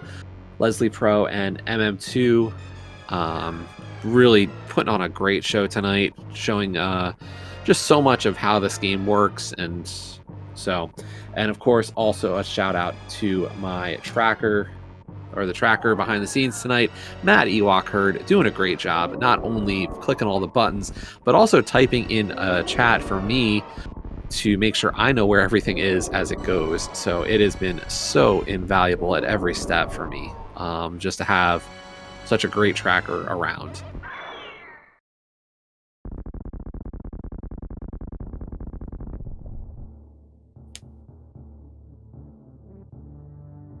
We are to the Rainbow Beam. Mother Brain is going to, just completely eat these Rainbow Beam shots. Meanwhile, in terms of the rest of our runners, have an 8th place finish from Tony T. Young tonight with a 3:05.02. Scoopala with a 9th place finish at 3:05.52, and Blazer Gaming finished in 10th with a 3:07.29. GG's to all of our runners so far. And there we go. Mother Brain is down. All that is left for Leslie is to escape.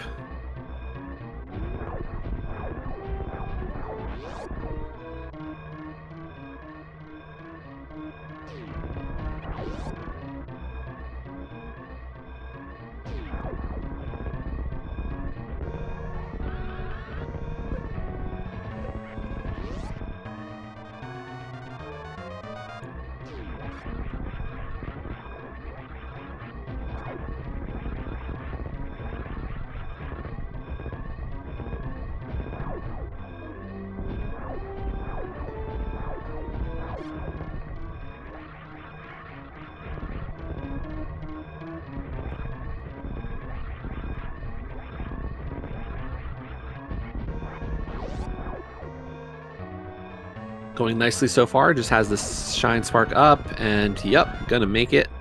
Very nicely done.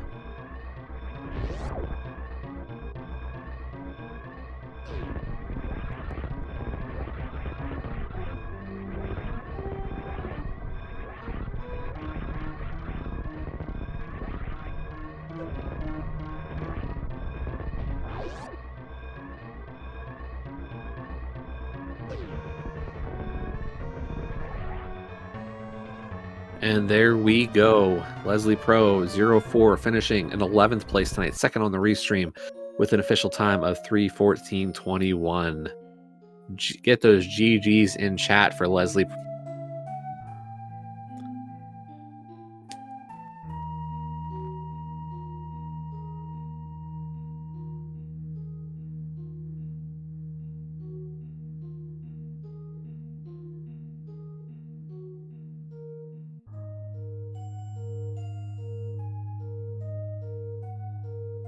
And not too far after that, Error finishes in 12th with a 3:14.45.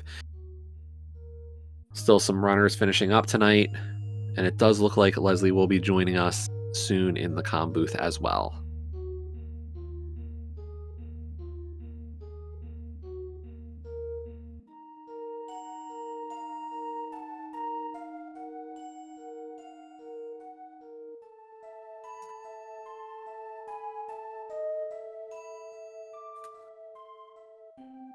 So, yep, this was the random Link to the Past Super Metroid combo randomizer or Super Metroid Past randomizer weekly race, normal mode again for those of you who missed it. These are held every Monday night at 9 p.m. as well as Sunday afternoon at 3 p.m. Eastern. So, always, looking for more people to play these. Some great communities willing to help people learn to get to be a part of either of the individual randos as the combo randomizer. So, if you're really interested in it, take a shot. You never know what might happen. And Leslie will join us momentarily. So, but thank you all for, paying attention, watching, and hopefully you enjoyed this race tonight.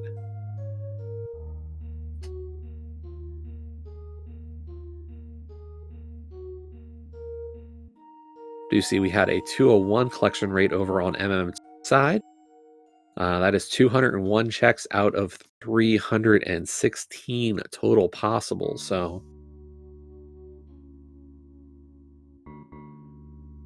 if you hit the route tonight, I think you could really, we saw a low half hours.